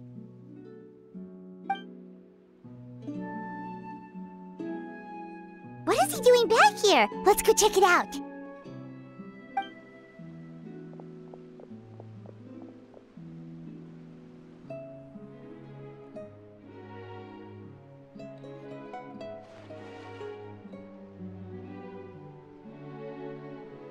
Father, the bottled flames have been administered. Filio and the others have left the house. And you? What have you decided? Thank you for giving us that choice, Father. But we never wanted to leave the house. It's the only home we've ever known. Lynette and Feminet feel the same way. They're recuperating back at the Hotel Bouffe d'été. But I decided to come back and tell you where we stood. I'm sure you're well aware of the expectations I have for you. I want you to follow in my footsteps and become the next king of the house. Yet you seem to have different ideas. I must admit, I'm rather surprised by your decision to stay. There's nothing wrong with choosing to live a quiet life. Leading this organization is a heavy responsibility, one not so easily carried by someone forced onto the throne. I just never understood what you saw in me. What made you believe I was deserving of that throne? You're brave, talented, and, most importantly, you cherish your family. You would do anything to protect them, even if it costs you your life.